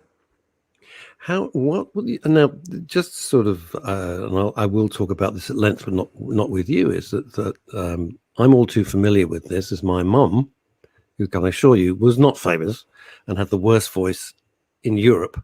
But my mum had Alzheimer's for 16 years. It was rotten. It was absolutely rotten. So if you like, I'm a fellow traveller along with you. It was brutal. What were the first sort of signs that you noticed with Glenn? Well, I'm sure they're all signs that you can kind of just brush off and dismiss as, someone getting old or a little bit forgetful. Like even we all have forgetful moments, so you kind of just ignore them almost, but they start getting more and more frequent. He starts becoming more and more dependent upon you and your answers and where things are. And then you start, you do realize that something's going on. So it just, starts with little things like, where's the garage? It's like, well, it's where it's always been. Yeah. It's very hard. Did you do what I did and sort of made every excuse you could until you had to face the horrible truth? Well, yeah, I mean, my mom was pretty good about making sure he was, healthy. And so she, we didn't want to, but, she just took him in initially just to see what was going on. And he was diagnosed with something called mild cognitive impairment. And so that was kind of our first foray into the world of dementia. But, of course, it got worse from there. And so she had him, really checked out again. And it was the Alzheimer's diagnosis. How good is the care in the States? How good when they were starting to diagnose, when they started to recognize what it was? Is it pretty advanced over there? Well, yeah, I mean, we took him to the Mayo Clinic in, I believe, I can't remember the state. I says I actually, yeah, it was a whirlwind of a tour. Oh, right. Maybe Michigan Okay. or Yeah. Minnesota, one of the M's. Begins with M. It was a while ago, but Okay. it's in the documentary. We took him to the Mayo Clinic, and they had actually just recently come out with I think it was the new PET scan that you could actually see the plaques and tangles because, not too long ago, the only way to officially diagnose Alzheimer's with an autopsy. Oh my God, really? I didn't know Yeah, that. Wow. yeah, not too long ago. And so, we took him to, of course, the best doctors, which, we were lucky to have, but I really think the healthcare system in the United States is not so great. Not designed to really help people financially, like being sick shouldn't bankrupt you, but, we were lucky that he had really good health care because, he paid for it. Yeah, sure. I mean, it is. I think it's the one of the good things about the UK, of course, and it's pretty much the Yeah. envy of the world, is the National Health Service, and it always stuns me. And I'm not making a criticism, but it just stuns me that a country so wealthy, so rich as the United States doesn't help out. It is absolutely crippling financially over there. God forbid you get ill. Yeah. It's a shocking And thing. even if you do have good health, and even if you do have good health care, sometimes they just don't cover dementia care for some reason, I wonder if they Yeah, think it's we need to too wide a yeah. too broad a term, or I don't know. Well, I wonder the why they do insurance that. companies try and get out of paying for anything. So Oh, a lot anything of at people end up all. having to pay. Yeah, a lot of people end up having to pay out of pocket while also still paying for insurance, and it's really bad. It is. So after what was the sort of prescribed treatment after that? Was there a regime of Well, he went on all pharmaceuticals the. or? Yeah, I mean, there's a pretty normal prescription of, drugs that they give when someone's diagnosed with Alzheimer's. I can't remember all the drugs he was on because my mom was in charge of that, but I think he was on Lexapro, and they kind of put them on anti-stress drugs a lot, because there aren't too Okay. many actual drugs for Alzheimer's because there's really no way to reverse it or stop it right now. But it's really, I think most of the drugs are about managing blood flow, to the brain Yeah. and managing stress and anxiety. It's one of the things we've got over here. You're quite right that the drugs in this department are not as advanced as one would hope. There's a thing called Aricept. Yeah, Aricept he is was on just Aricept. it's just designed But to sort of slow things down. It's not designed to yeah, it's because it's irreversible as far as we know at this point in medical history. It's simply irreversible. How was your father? See, my mother would never accept this. And this is personal stuff, of course, but that's what we do here on the show. It's it's about one-to-one interaction and taking things down to a very personal level on a human scale. My mum would never accept ever there was anything wrong at all. How was your father with that? I think most of the time he seemed not to be too self-aware about it. And because, he had me and my mom and my cousin Matthew there, most of the time, like he didn't have to face too many challenges because we were there to help him, but Right.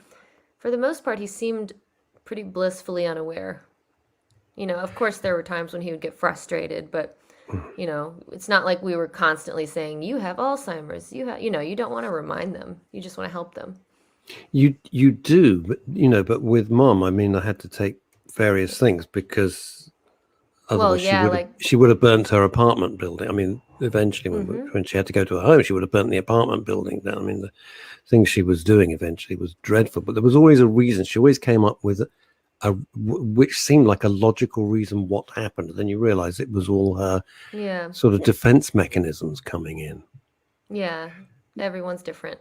And how did he remain at home during all of this, or For a very long time, he remained at home, but eventually we did make the decision to have him join a memory care community. Yeah. I think at the point when it starts to become dangerous for them to be at home, because Yes. you can't just baby proof your house, and it also becomes dangerous for your own health when you have no life and you're just taking care of this person, and you also have to provide money and shelter. And at some point you have to say it's safer for them to be in a controlled environment where they can be social, because if you're keeping them at home, it's just you and them. They don't get any kind of social stimulation. Absolutely. So I Right. think memory care communities are a beautiful place, and it's really the best thing. It's a lovely phrase. I've never heard that phrase before. That must Memory be care community. no. It must be something that they say in America. I wish we had that. And now, Yeah, it thanks sounds to a lot you, better than Ashley, a we home, do. right? Yeah, it Yeah. sounds Well, a I lot just better say, than a she's in a nursing she's in home. a nurse. Where is she? Well, she's in a care home. That's Yeah. it's It's got negative connotations, and totally, I think a lot totally. of care homes are trying to destigmatize themselves, because there's so many nice ones now. Of course, there's some that are still a little bit scary, which is unfortunate, but there's so many nice options now, and a lot of the people that work there are just wonderful people. They're incredible. I have to say, I had to move my mum 4 times over the 16 years. Financially devastating. Emotionally, we get onto that in a Yeah. minute, but financially, it was absolutely crippling. And all the staff in every single care home were magnificent. Their level of patience was just jaw-dropping, to be Yeah. honest. Jaw-dropping. Did he react? Did the other residents, was there an interaction? Because obviously I spent a lot of time in these communities, and they vary into how people interact with each other. Was there Yeah, I mean, interaction? it's interesting when everyone's at a different stage in the disease, So when he was kind of going away from self-awareness of knowing who he was and knowing who family was, like, he made friends in there. They would sit and talk at each other, not really have conversations, but they were buddies, and they would sit together for hours, that kind of thing. Yes. Yeah. How was your life during all this? Because you've made such a interesting and valid point that many people seem to forget, is that you are drawn into this world that you don't want to be in, because you have to be there, because otherwise it's going to be a disaster on so many levels. Were you able to carry on with your life, or was For it the very most disrupted? part, because we had a nice team of family members and friends who we all lived at the big house in Nashville. And so we kind of took turns with the responsibilities and things like that. But at some point in his progression, it just became too much for all of us, even for a whole team of family to deal with, because someone had to be on duty all night with a motion detector sensor. It gets really gnarly, and at some point you really have to decide, that it's okay to say, okay, it's best for me now if they go into a care community. And Yeah, also it's best for yeah, them, as I said, it's completely. safe. They have nurses on call and everything like that. I think if people haven't been there, Ashley, they think, oh, this is a dereliction of duty. Oh, you've given Yeah. up, and People it's love to judge you without being in your shoes. It's yeah. Walk a mile in my shoes, and you'll be a mile away from me, and you've nicked my shoes, as we say. It's very very true, because people don't see the bigger picture. But what they don't see is the safety aspect of it. It is so unsafe after a certain point, unless you have Yep. 24 hours supervision For everyone. for everybody, but He gave especially my for them. mom he gave my mom a black eye because she was trying to change his shirt, and he didn't know who she was. He just didn't want someone to touch him, and he Yeah, just yeah. popped her in the, and Yeah. that was a breaking point for her, I think. She obviously didn't hold it against him, but it's so upsetting. And there were even times when I was on night duty, and he would wake up kind of half asleep and be really wobbly, and I'd try and get him to the bathroom, but there's a couple times he almost fell on me, and I don't know what it is in, centimeters, but he's 6'3". Oh, I'm wow. 5'8". Wow. So imagine a grown tall man falling on me, how am I Yeah, going to catch it? sure, So it sure. gets dangerous for everyone. It really does. My mom for the last 2 years had no idea who the hell I was, and Me too. invented family members who had never existed. Suddenly, apparently, I had a sister, which I've never had a sister, by the way. Was there a big personality change? And by the way, this isn't the BBC. If you, I always have a rule. If you don't want to talk about it, just say I don't want to talk about it. It's absolutely fine, because it's a conversation, not an interrogation. But was there a big personality change? I mean, it starts with the memory and little things, but from my own experience, the personality, I didn't know who the hell this woman was anymore. Yeah. There's no one I recognized.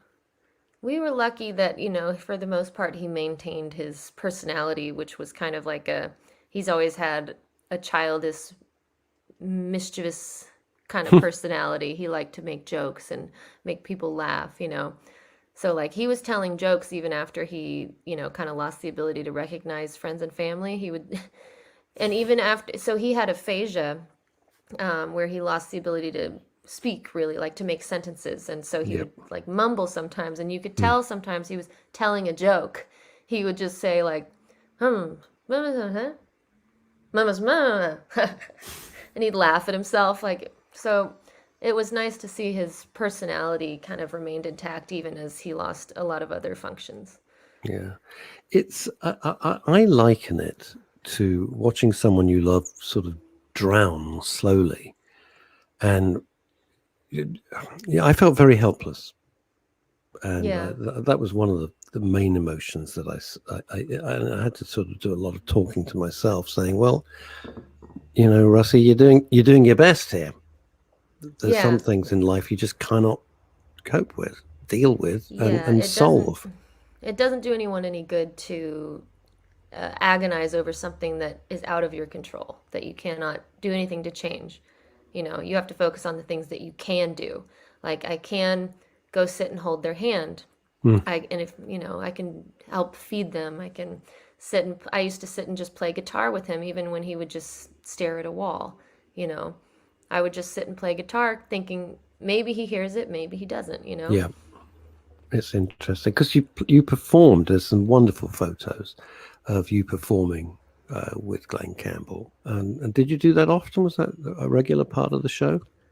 Yeah, I toured with him for 3 years after I graduated from college. How did you... See, I had nothing much to live up to in that regard. But, when your dad's Glenn Campbell, it's like, oh, I think I better bring my A game here. Oh, yeah. Did when you're doing that, it's slightly off topic, but when you do that, are you on stage thinking, well, that's my dad, and there's thousands and thousands of people going crazy? Or do you think that'll be David Mindel doing his dog impression? No. Chelsea. Oi, oi. Quit it. I love that. Quit it. Is it a French dog? Is the dog French? Maybe it doesn't speak English. We don't know. No, she speaks perfectly fine English. Oh, is she your dog? It's David's dog. It's David's dog. Well, then it speaks English, French, and rubbish. In that case, it's same as Mindel.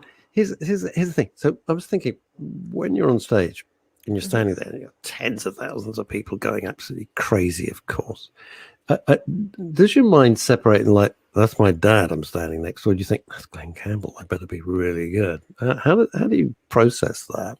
It's a little bit of both. It's a little bit, because I was a little bit of a late bloomer when it came to like my musical career. I didn't start playing banjo until I was in my 3rd year at university. And then I pretty much jumped on tour with him after I graduated, like as a professional musician, which I had no idea would happen.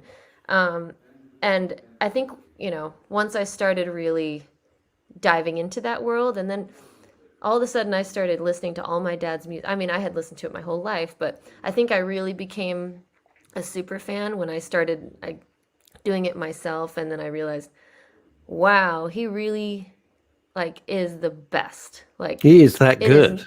it I is mean, he not really easy. It was. is not normal, you know. Like so I became a super fan, and so being on stage with him, it was like being on stage with, you know, your idol, but also Yeah. I felt very proud of him because I'm, you know, I know him as a father and what a lovely, kind, generous man he is, and our personal relationship made it so special to be able to be up there and share that, you know, glimpse of into his stardom, you know, because up until I'd started touring with him, I was always on the side of the stage watching it, but being on stage and witnessing it firsthand is just, it was very precious to me. It's a very different feeling being on stage, isn't it? It takes everything to a completely different dimension. It's interesting that you didn't rebel. So many people, you know, their dad might do X, Y, and Z, and they think, well, that's not because it's just dad. So whatever dad does, that's completely uncool. So I'm going to go and do something else and be a punk rocker or, you know, be a bank manager or whatever. And it's interesting that you did the opposite and you embraced that. We've always been a pretty strong, tight-knit family, you know. Hmm. I'm not one to be very rebellious. I was always pretty happy right where I was, you know. No, that's fair enough. But I, You know, it's fair but I enough. didn't know I wanted to go into music. I was actually a theater major. I wanted to do acting. But But music kind of just wheedled its way in anyway, and I took the path. I have to ask, it behooves me, why the banjo? It was thrust upon me. I got into a play. My junior year, my third year, and the director needed someone to play banjo in the show because it took place in, you know, Kentucky from 150 years ago, and Okay. they wanted music for the show and for the transitions, and the director knew that I was good at playing guitar already, and she said, "Hey, can you learn banjo?" So the theater department bought me my first banjo and paid for my first couple lessons. So it chose me.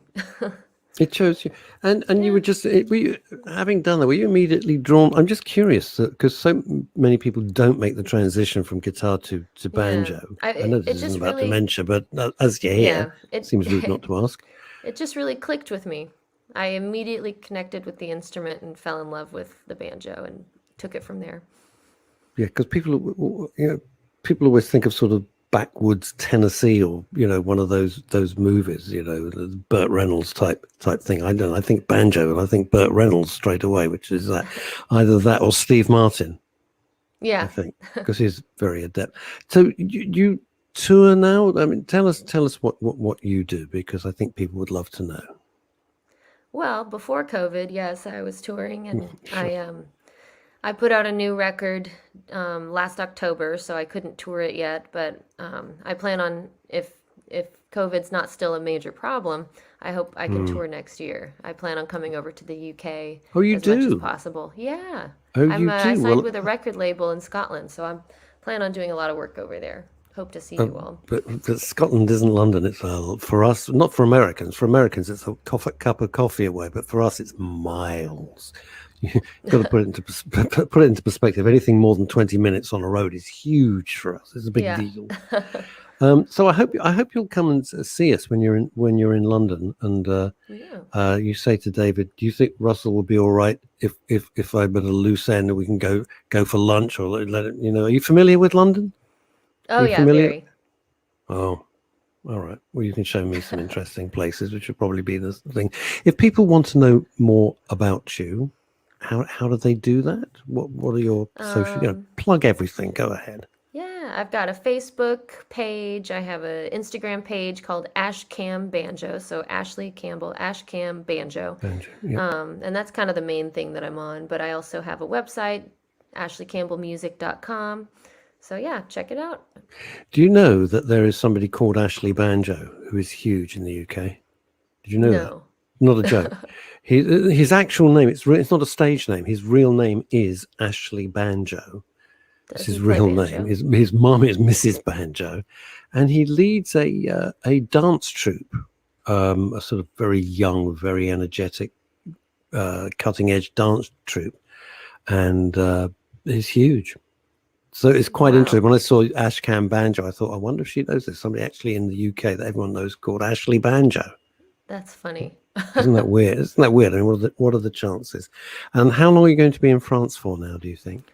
I'm heading to Spain tomorrow. I've actually got a little mini tour in Spain. Fantastic. Yeah. Fantastic. Where will you be playing?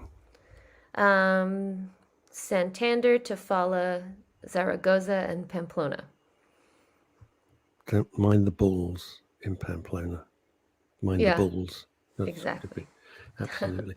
It's been an absolute pleasure. Thank you so much. On behalf of, I know, millions and millions of people, if I can only quote ABBA and say thank you for the music, it does.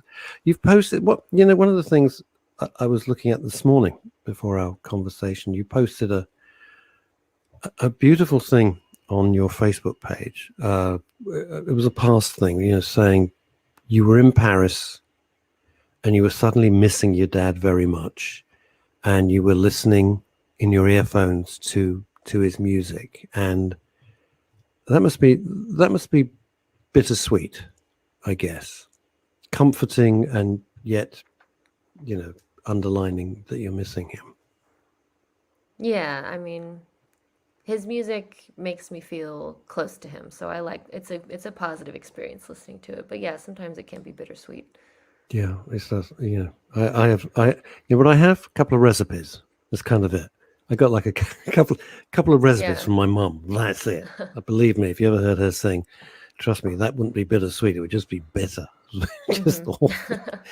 Listen, Ashley, thank you so much for joining us. Really, really appreciate it. Appreciate your time. Good luck with the tour in Spain. And when you come to London, make sure that Mr. David Mindel lets me know, and we can at least take you out for dinner or take you out for lunch and make sure that you have a lovely time.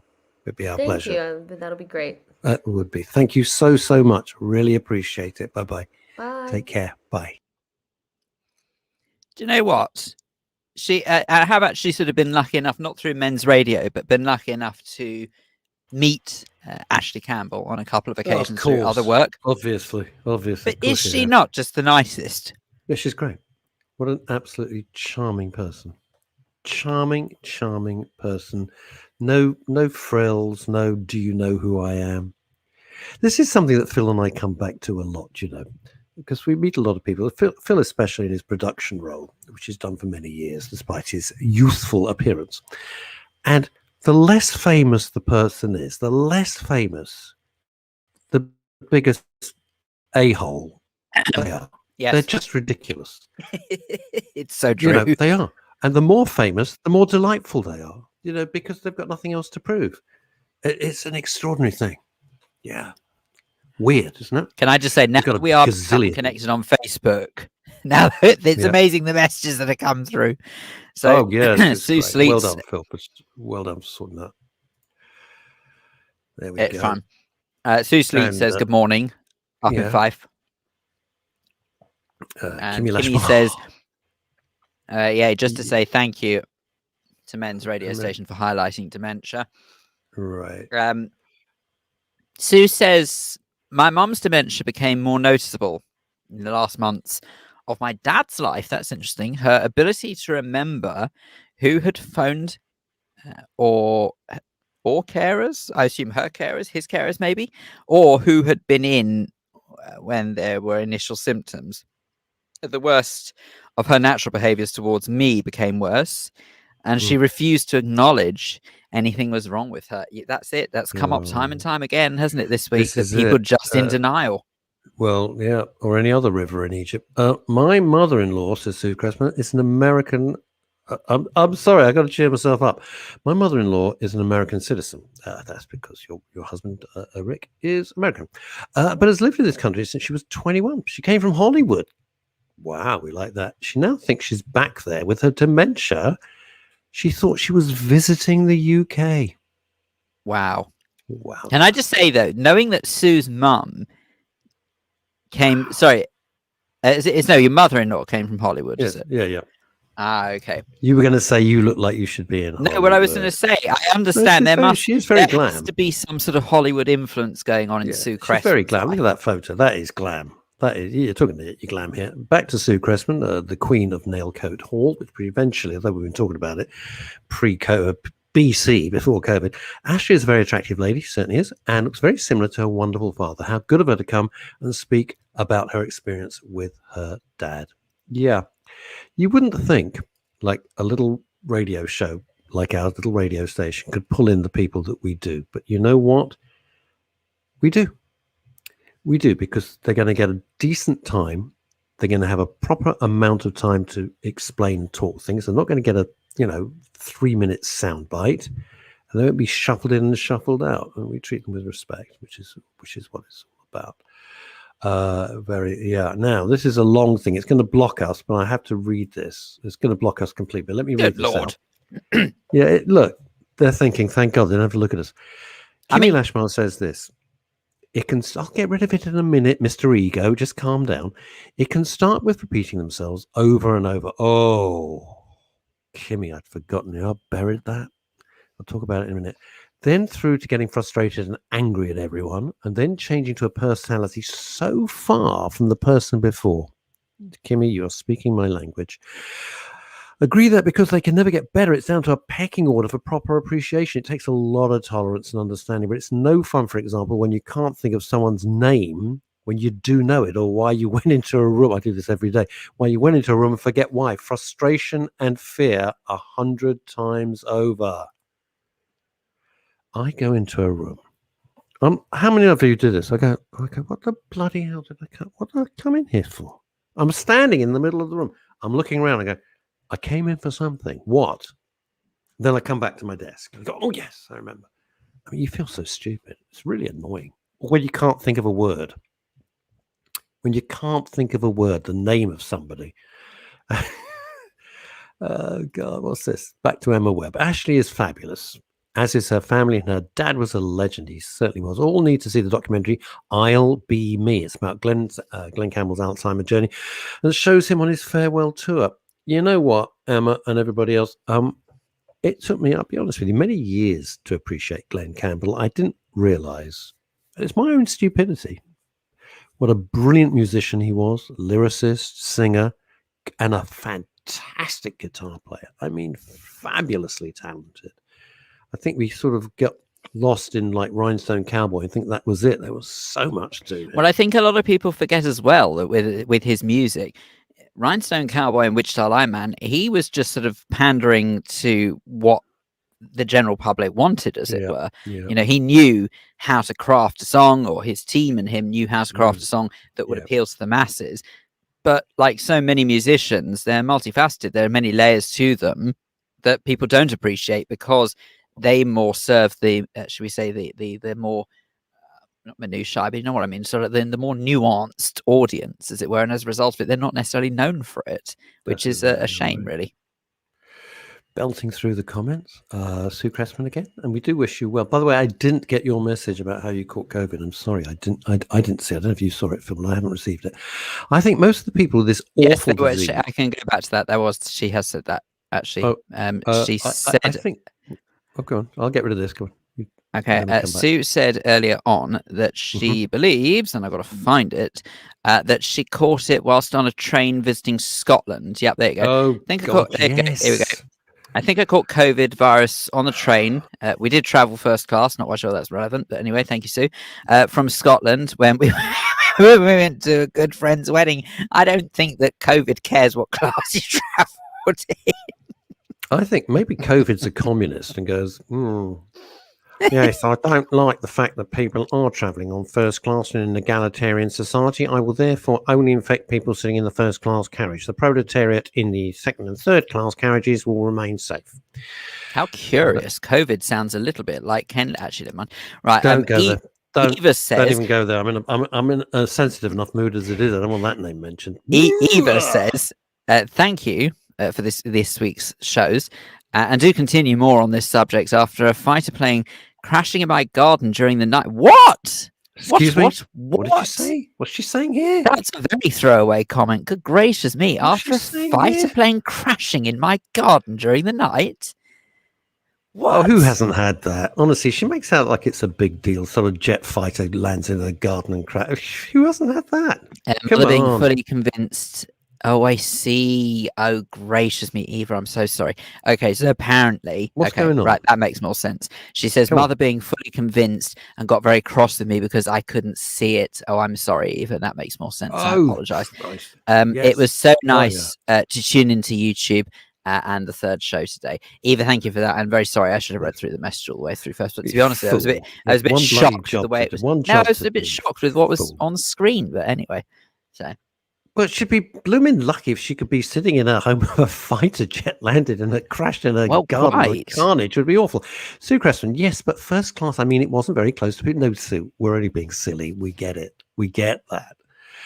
I'm still being so careful. I'm trying to be so careful because if I get it, it can be passed on to other people. Other people have elderly parents.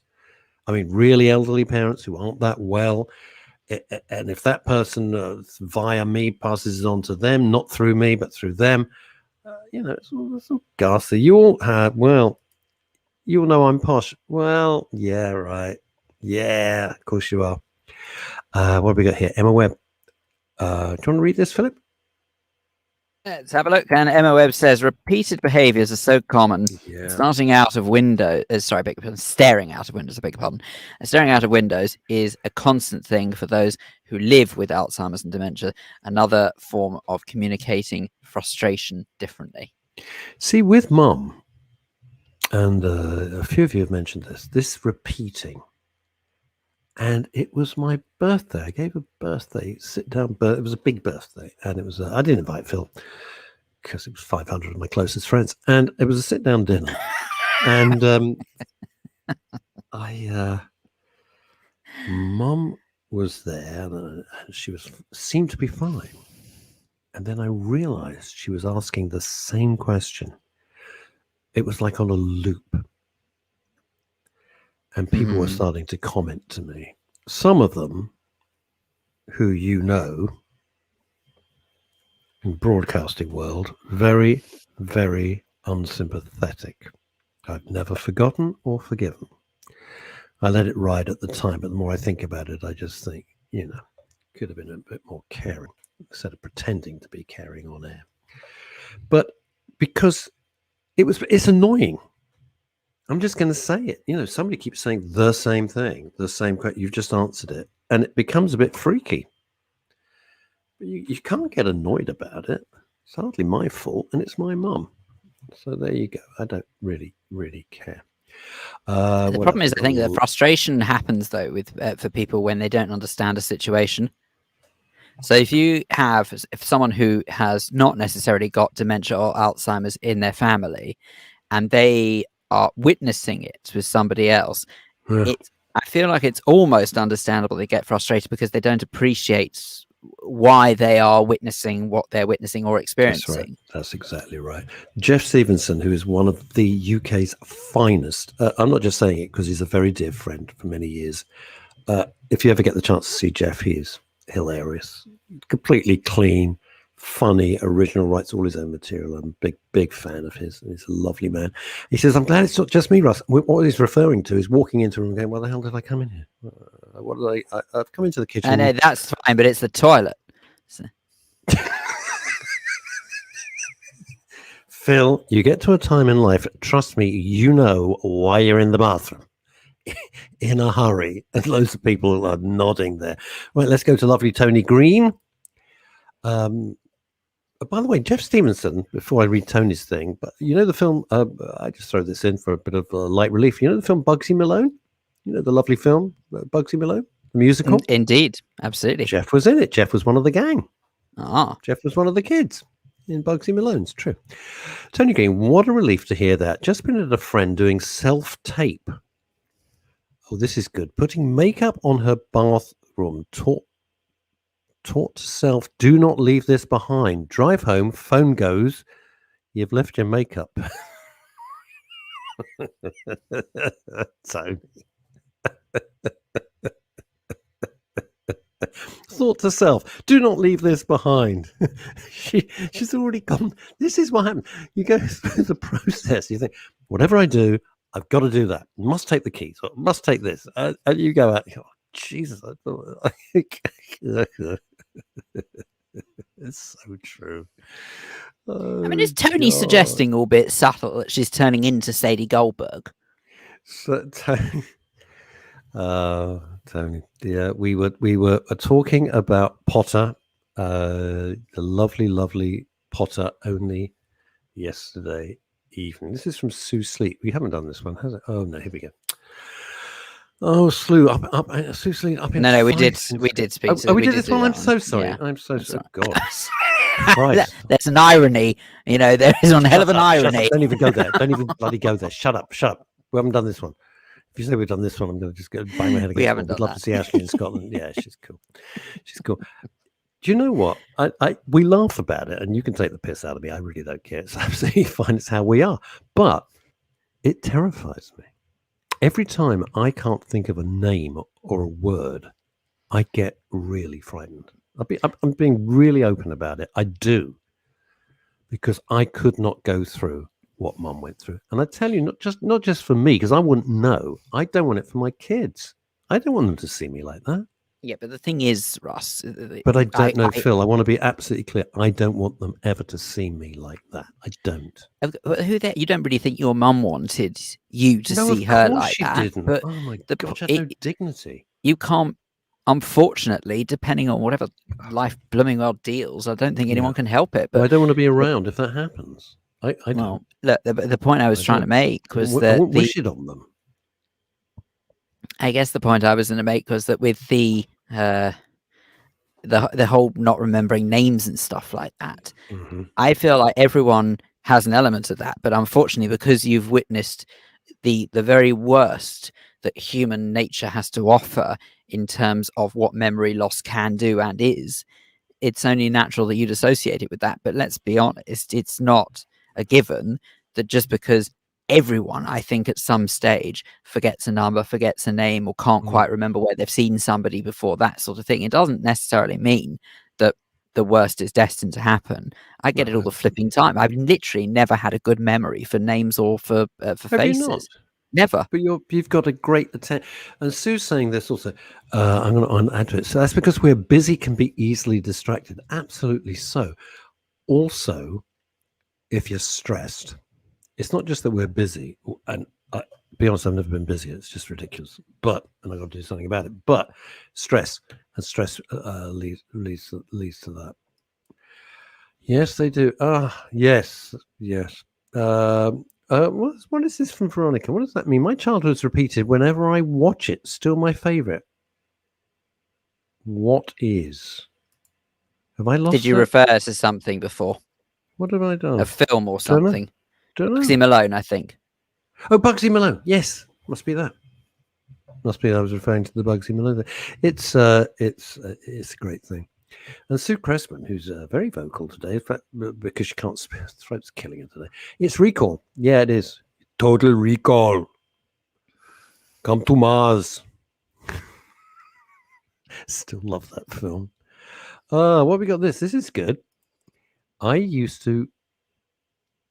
Do you know, Sue's going to have to become co-host if we're not careful. I want Sue on the show. Well, she won't. She can't come on the show. She's not feeling well, but she's prolific, and we love that, and we welcome it and embrace it. Thank you. I used to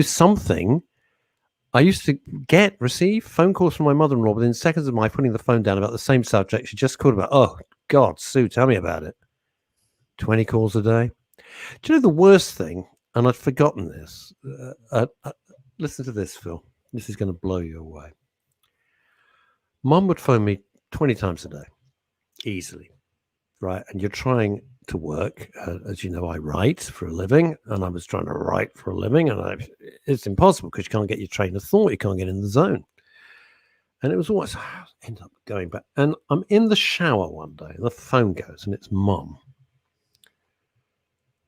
Hello. I said, hi, Mum, I'm just in the shower. Do you want me to phone? Oh, I don't feel well.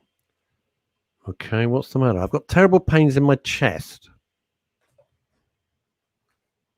Right? I said, Mum, I'm in the shower. What do you mean? Describe the pains. I've got She's on the phone to me having a freaking heart attack. I said, Mum, I'm calling 999. I'm not an ambulance. I can't, I'll be round, right. She's actually on the phone to me having a major heart attack. Huge. And this is in the middle of the usual 20 phone calls a day. And in the middle, she just phones me up kind of casually. Well, I'm having, I said, Mum, you're having a heart attack. She was. So, I mean, you kind of laugh at it, right?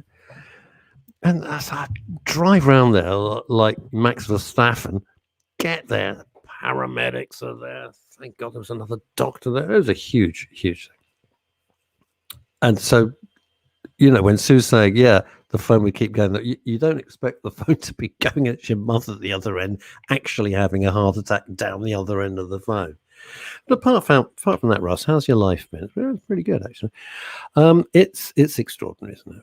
It's extraordinary. Tony Green, sorry to leave you. Enjoying this. About to play an 85-year-old for a psychiatrics exam online.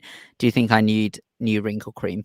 Good. Well, I'm a bit worried about the casting here, Tony Green, who's not 85, I can assure you, which is a very good actress. And by the way, if you enjoy sometimes is it on BBC Two or something? When they have the continuity announcers. Very often that is Tony Green. Very often that is Tony Green. Yeah, she does continuity. She's a very nice woman. I can't believe she waited until I left the BBC to join it, but let's not dwell on that. Well, she's never liked you. Let's be honest about it. She's jealous of you. She's jealous. That's what it is. There's two egos in one room. It's never going to work out. Veronica Curran, I'm scared as fibro fog has lots of similarity. Yes, sorry, it was Bugsy. I type as I write. Yeah, join my. Guess why not? My novel's a little weird. Yeah, she said, "Oh, fibro fog. Oh wow, I don't know what that is, but it sounds all bloody awful. It doesn't sound. Doesn't sound like something they'd announce on the weather forecast. Automatic lighthouse, fibro fog, imminent, force 9. Am I the only person? Am I the only person who listens to? I don't have a boat. I'm never on the sea. I have no association with the sea. Oh no! I listen to the shipping forecast. I listen to the ship. It's wonderful, isn't it? Wonderful. The music's nice. You don't like it? Are you a communist? No, excuse me. I have nothing against the shipping forecast, but I don't believe I'm the target audience. Well, you drive an open car. You are subject to the weather. Driving along in a little mini convertible. Shipping forecast is important to you. But I don't drive it through Utsar or whatever it's called. Through what? I don't know. What's one of the regions they making it up? It's crap. Let's see. Oh, you are hilarious. Paul Forecast. Claridge. Hey, gang. Hi, Paul. Paul, not bad this week. You've only been beaten up about twice. Hey, gang. You think I'm joking, right? Just want to say, there you go. North Utsar, South Utsar. There you go. Wasn't far off. What was it? Well, hang on. Do I get rid of this? What have you got it on the screen? What is it called? South what? There's North Utsar and South Utsar. And gut gears as well. North gut gears, South gut gears. Viking. Viking. Dogger. Finisterre. Dogger Bank, which always sounds a bit rude, which is why I like it. Sounds like a car park somewhere in Essex. He went there. He went there. Of course I go there. I don't care. I don't care because we know what the gang's like. Thank heavens for Paul Claridge. Paul says, hey gang, just want to say I love Lynn, my stoma nurse. She saw me at very short notice on what she tells me is a very busy day. Ileostomy problem is being sorted. Got to go home and rest up for the weekend. Well, and Paul, thank God it's being sorted. And Paul, please do what the nurse says and rest. Don't go up a sodding ladder. Don't get involved with, drug gangs in East Croydon. Don't get full of people trying to hurt you. Go home, be kind to yourself, and rest up. Now, can we point out, by the way, that just for those really observant amongst us, they might notice that there is something missing at this time of a Friday afternoon, where we normally is it blonde, glamorous, and clever? I'm afraid so. Yes, so you're Oh. quite right. So we would obviously be joined by the brilliant Chantal Rickards, and you may note that. Hang on a second, it's nearly 20 to 2, and there's still no Chantal Rickards. So I'm very sorry to tell you that Chantal is having a very well-earned week off this week, and that's actually because she's basically got something better come up. You can't beat about the bush on this one, I'm afraid. Terribly sorry. But the point is that She she's was still lovely. so kind about it. She was so sweet. Can we do it? I said, Chantal, just relax. You're always there every week. We appreciate it. Bearing All in right, mind that Chantal has reached great heights in her You're career. getting great much heights. bigger than her in the industry. I mean, And you yet, don't. she genuinely felt so bad about Incredible. missing I this know, I show. know.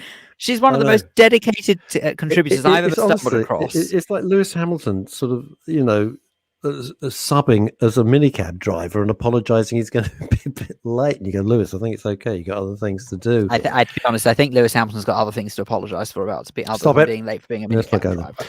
Let's not go there. I tell you what. Oh, let's go back to Emma Webb very, very quickly. I just wanted to tell you a film to avoid like the plague. Forms of dementia come with the menopause called brain fog. Yeah, this is another huge. Oh, now if ever there was an offer I never thought I would see. What's going on? My mother. I can take her place. I'm blonde, I'm clever, and I watch loads of TV. Get her on. I dare you. I dare you to I get will very Linda on. happily, Get Linda on. Come on. send my mother the link, knowing Send your mum the link. knowing full well what she would do. Oh, But I get her cannot on. try. Come on, Linda. Come on.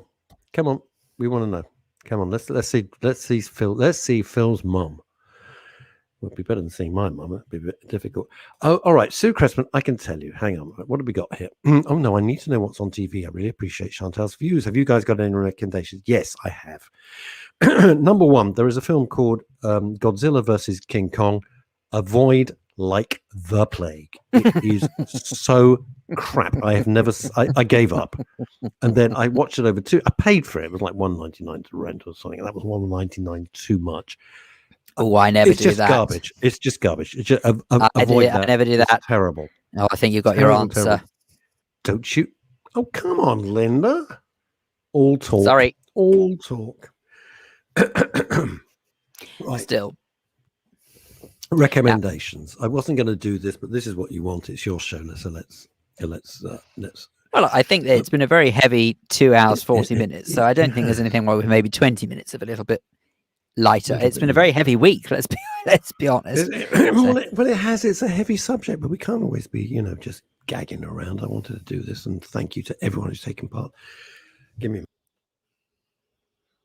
I think Ross needs to have a little bit of a throat clear. There we see. I'm afraid we don't have what one might call a cough button in this game. You see, but I'm afraid we don't have that here at Men's Radio. We just have to go silent for a bit and hope for the best. Right now, here's something. Now we've talked about it before. Chantal actually brought it to my attention. I am riveted. It's become appointment viewing for me on a Sunday, which I never ever do, and it's all about the extraordinary submarine story. Have you been following this thing? I can't say that I have. No. Oh, it's just fantastic on ITV. ITV Sunday nights. Gotta watch it. There's a show that I've been watching on Netflix, which you ever get a program when you're in two minds whether or not you like it or not. Because Men's Radio. You like I'm very much the same. Because you like the premise, but maybe either if it's cast or if it's maybe presenters, whatever it may be, there's something about the show you don't like. And for me, there's a show called Motel Makeover. Now, it sounds as garbage as it probably is. But I find it quite fascinating at the same time. It's about this young pair, business partnering, and they have bought an old motel in some part of America, I can't remember where, and it's a bit run down, it's a bit tired, and it's about how the two of them take it on, rip everything up and start again, and try and make it into a really sort of vibrant little stop-off, as it were. They're trying to make it... It sounds like an oxymoron. They're trying to make it a classy motel, is the best way of putting it. Now, to anyone who has stopped in a motel, would probably know that they're not normally associated with class. And I'm sure there are some very nice ones out there, but I can't say I've ever stumbled across it in any time I've been in America. However, they buy this motel, they try and do it up. And would you say actually Americans, would you say that a motel is sort of like the American version of a B&B here? No, I wouldn't. Well, I feel like that's the sort of the nearest comparison because we don't really have motels. We don't have motels because we don't have the network that, in America, if you're driving from A to B, you may need to stop over for 2-3 nights, just getting across Texas in all seriousness. So over here, where you're going to go, Croydon to Penge, you don't need a motel unless you get lucky. But anyway, so I see a motel is a motorway hotel, is it? Yeah. That makes sense. It's for your motor car because you park. The whole notion that the way that they were the architecture of it is you drive your car right up to the door of your room. Literally. That makes sense. Okay, so I never really fully understand the whole motel culture thing. It was just never my thing. But anyway, this particular business partner pairing, they're young, they're enthusiastic, they buy a motel that's a bit run down, they're trying to jazz it up, make it interesting. Now, it's really interesting to watch how they're taking it apart bit by bit and trying to make it look really fancy. It's this old motel that hasn't really been touched since the 70s. But the problem is, I'm finding the two of them very, very annoying. Oh, yeah. Well, there you go. And it's really disappointing because I want to see what happens, but I'm not sure I can tolerate watching them. Well, then don't. But I want to see what happens. Well, who cares? Well, I care. Well, if you don't like him, you don't like him. This is the problem. But anyway, that's on Netflix. And this is good. This is a good one, by the way. That's called Motel Makeover. If you are interested, there's another one here. Now, if you've never seen this little series, if you like sort of Midsummer Murders and you like Vera and you like these sort of things, it's really good. It's kind of gentle. It's set in New Zealand, so the scenery is great. I think my partner recommended it to me, or we came across it by chance. Dunno, can't remember. But it's called The Brokenwood Mysteries. It's on the various channels. It's worth looking up. They're good stories, good acting, and all of that sort of stuff. And I agree with Sue. Motel is much worse than a B&B. They always remind me of Psycho. Wow. Oh, your mother's back. Have you ever seen Escape to the Chateau? Indeed, I have. May we? Totally. Yeah, seen that. That was good. Is on the Vigil. Food Network. Escape to the Chateaubriand. Chateau Latour. Vigil, which is set in the submarine, it's just great.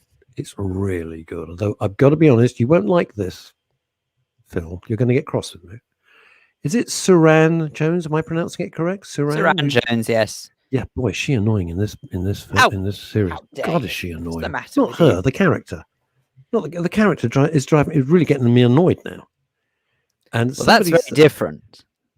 But she is, as far as I'm concerned, she can do no wrong. She's a terrific actress. She's a terrific actress. Oh, I tell you what is back that you will enjoy. That is back.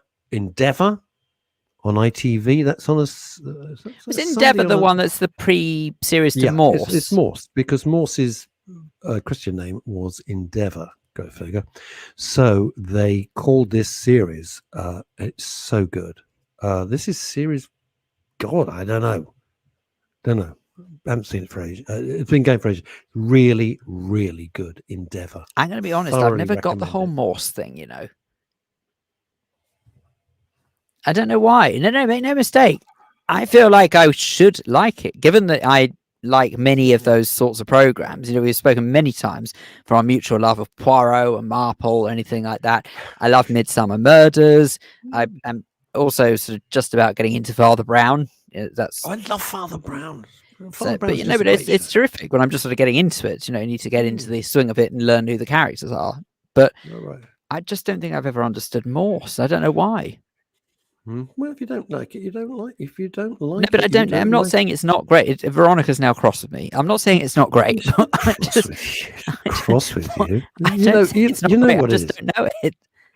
Do you know what, Stephen? Do you know what, Sue? I deliberately didn't. Forgive me. I just deliberately. I just didn't. Please don't think I'm being rude about that. Life is difficult and horrible. It's a ghastly situation. It was a terrible crime. The aftermath was appalling and disgraceful, and I couldn't go through it again. It's not cowardly, but I just couldn't. Not in a world where I'm trying to keep my spirits up. Just couldn't do it. I'm back. God, she is busy today. God Almighty. I'm watching the Forsyte Saga. Nice saga to saga. Nice. New series for the third time. Idiot. Completely bloody stupid. The other thing which it's on, and it's been going for so many years, and people just, because it's there, people are too familiar with it. Law and Order, Special Victims, SVU. Always excellent. God, the acting in that. Any of the Law and Order shows, going all the way back to the beginning and the current ones, the acting in Law and Order, the plot lines, the scripts, absolutely sensational. Honestly, sensational. They're so good. So good. Quite extraordinary. Do people do appointment viewing anymore? I wonder if they do. I mean, I'm doing this with Vigil I don't think I because do. I've got to know what happens. But I can hand on heart say I don't remember the last time I said, right, it's X time. No, it's 8 o'clock. I've got to watch. I've got to go and watch something. I don't remember the last time I did that. No. I'm with you. Here we go. What's this? This is in from Paul Claridge. Great comedy series on BBC and iPlayer. Alma's Not Normal, written and starred by the brilliant Sophie Willan as Alma, with Siobhan Finneran, the brilliant mad ex-punk with arsonist tendencies. How's your mum? How many places she burnt down this week? Only 2. Oh, she's getting better. There we go. Yeah. Yeah, she's losing her touch paper. Yeah, these are always good. NCIS, and I'm going to put plus Law and Order. There we are. So you got. There we are. Those are so for heaven's sake, I'm going to have to get right. You and my mother. We'll just have to get you exchanging numbers. You'll never stop. What's going on I now? do an appointment with Coronation Street. Oh dear God, do you? I haven't seen that since I was a child, and there was Minnie Caldwell, Elsie Tanner, Violet Carson playing. Ina Sharples. That was Ina Sharples. That was the last time I watched it. I have no idea, and people love it. People love it. My late uncle would never miss an episode of Coronation Street. Do you know what? I first went off Coronation Street when they, like so many other programs, became a little bit too obsessed with the wrong priorities. And by that, I meant that... Oh, interesting. Okay, there's 2 things. Corrie became first and foremost about trying to win the ratings. Yeah. When it didn't need to. It was so brilliant by itself. They didn't need to be that creative with what they did because everyone loved it for the innocence. They loved it for what it was. Yes. And what happened was they started trying to become too much like a Hollywood blockbuster just so they could pull in the ratings. I didn't like that. The big crash. Yeah, I don't like that stuff. It's just not necessary. It's not everyday life. It's not reality. No. And it was so brilliant for the sort of little nuances of when you had these characters who you just wanted to see what happened to them. Now, by and large, you have boring characters where extraordinary things happen to them. And that's where it's gone wrong. That's an interesting point. I guess also because, I think because life has changed. So those larger than life characters, the Ina Sharples of the world, etc., the Pat Phoenixes, we don't see them as much, and we don't maybe recognize them as much, and maybe that's why they shifted. And also, they probably wanted to get a younger demographic. You know what I'm saying? What have we got here? This is a weird thing. Mavis, Hilda, and Stan, Vera, and Jack. So many. Veronica is referring it to people or character names from Coronation Street. Mavis was in Coronation Street. Yeah. Hilda was. and Stan and Vera and Jack, and of course Saran Jones was also in Coronation Street as well. Was she? I Mm. know nothing about her. You got very excited when Chantal said she was in this show Visual. Oh, she's and brilliant. I have no idea who the hell Absolutely she was. brilliant. To be honest with you. She Right. plays. Oh, hang on a second, Phil. You don't even watch it, so you can't judge it. It's amazing. That's my mother telling me off about Coronation Street. God, you leave home so she can't give you, drive you straight. And now, even when you're working, she's driving you nuts. Now, this is an important tech question. Might I point out, excuse me, that it's the reason why I don't watch it is because of what's happened to it. This is the problem. There you go. Yeah, there you go. I don't have, listen, per se, Coronation Street in principle, great idea. Yeah. But unfortunately, sure. it's just become too Well, sensationalized. Any show that can just keep running is amazing. And I don't watch EastEnders because if I want to be depressed, I can just look in the mirror. Phil, why can't I like and reply to my friends on Facebook where I used to on Facebook? Why? Well, the problem is, Sue, you need to stop commenting on people's parking. That's the problem. So, but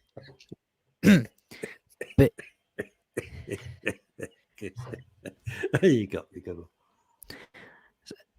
No, I confess If that I have no idea. What a stupid little gag. I can't believe it's caused so much trouble. It's just bloody extraordinary.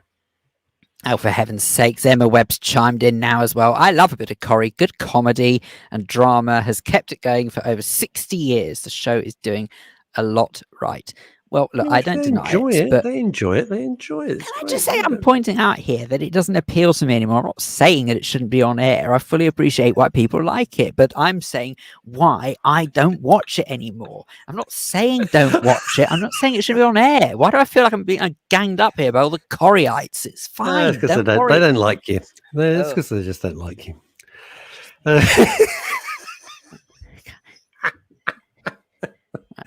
Oh my God, you are hilarious. You gang up, more like. Yeah, I know you're getting the crap beaten out of you today, boy. Bill Roach from Corrie, who's a very good friend of mine, says he will work until he's 100 years old if he can. Well, he's also known as Ken Barlow to anyone who doesn't know who that's Bill Ken Roach Barlow. is. Okay.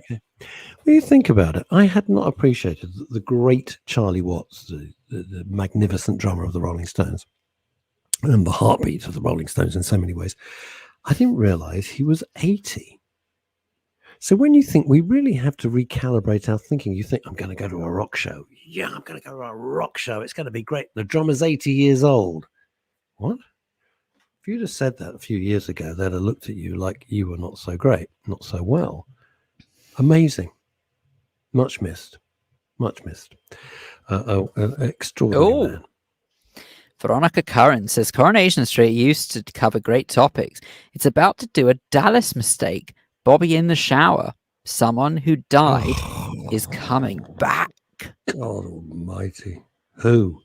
Are they going to do an ABBA? Are they going to bring back Pat Phoenix? They're going to bring back Pat Phoenix and go, it were all a dream. And somehow through digital enhancement, she'll be alive. Or Violet Carson will come back. She's 300 years old. She's been cryogenically preserved working alongside Phil in the freezing cold office. And Ina Sharple's never died. She'll come back digitally exactly the same with the hairnet. Oh, I love Can the I thought write of Ina script or can I Sharples write coming back. script? Yeah, and if Ina Sharples came back, I'd start watching it again. Because it's about the characters. It's absolutely right. It's so funny because one of my Facebook pals, and she was going to come to the show, but she couldn't get to LA, is Charlene Tilton, who played the Lucy Ewing, who Terry Wogan was always so hilarious about. And she's so sweet. And I'm just freaked out that she and I sort of write to each other most days. I'm going, it's Lucy. Little me is going, it's Lucy Ewing on my Facebook page. But she wouldn't complain about stupid parking gags. Right, Linda Dave. God, your mother's on it today. She's annoying me, let alone annoying you. Neighbours did that with Harold Bishop. I have no idea what you're talking about. My mother is referring there to when just now Veronica was saying about Coronation Street doing a moment where they brought, or they're about to do a Dallas thing where they bring back Bobby in the shower, so to speak. Oh, that's I exactly gave up what at that point. I was furious. That's what I Neighbours was did. furious. That's Right, what you and I- Neighbours did with Harold Bishop, who's one of the characters in Neighbours. Having said that, though, to be fair, Harold Bishop was never confirmed dead. He was just missing at sea. Was he on the Isle of Wight ferry? What was he going to Woolwich or something? What was going on? Right, we're going to disappear. Can I urge everyone to? This is from Paul Claridge. Paul, please go home and rest up. You've just been told by the Stoma nurse to do that, so don't be wandering around here. Just go home, lie down, and relax, please, because we care. Can I urge everyone to listen to the latest episode of One for the Road podcast on Apple Podcasts? Okay, this one features the actor Liam Fox, who's Dan in Emmerdale. Okay, I don't know, talking frankly about life growing with an alcoholic father. P.S. Liam is married to a friend of mine. Is one of the nicest blokes in showbiz. We don't want to hear that. We want to know people who are just ghastly. Well, there you go. That's what we want to know. Really awful people. Speaking of people who are just ghastly, you'll be delighted to hear you got a bit of a break from me because I'm off on my jollies now. What? You know what this. do you mean? I'm off on my holidays. No. So you don't have me for the next 2 weeks, but we knew this already. What? You knew this already. I told you No, ages I'm ago. just acting. Did you like that? It was pretty good. Oh, I see. He's hoping for a part in Coronation What do you Street. think? There could be talent scouts watching. And they'll probably be be. watching when I'm not here. But even so, I will see you Phil, in a couple of weeks' I have no time. idea where the hell you're going. I know where you No, were I going. don't either. No idea either, I'm afraid. It was supposed to be Israel. It's been cancelled. So I've no idea where I'm going, but we'll Okay. soon find out. Well, But anyway, one way or to another. Yemen. Maybe go to the Yemen. Yeah, well, I thought I'd go somewhere I'd never been before. Try the kitchen. Thanks. Anyway, okay. So I'll see what I can do. I'll see where I can stumble across, and I'll report back in a couple of weeks' time. But meanwhile, I'm fairly sure Chaos. Russ will be here in the meantime as usual. And so he'll see you on Monday at midday. Russ. I won't. All right. Bye. He doesn't care. Bye.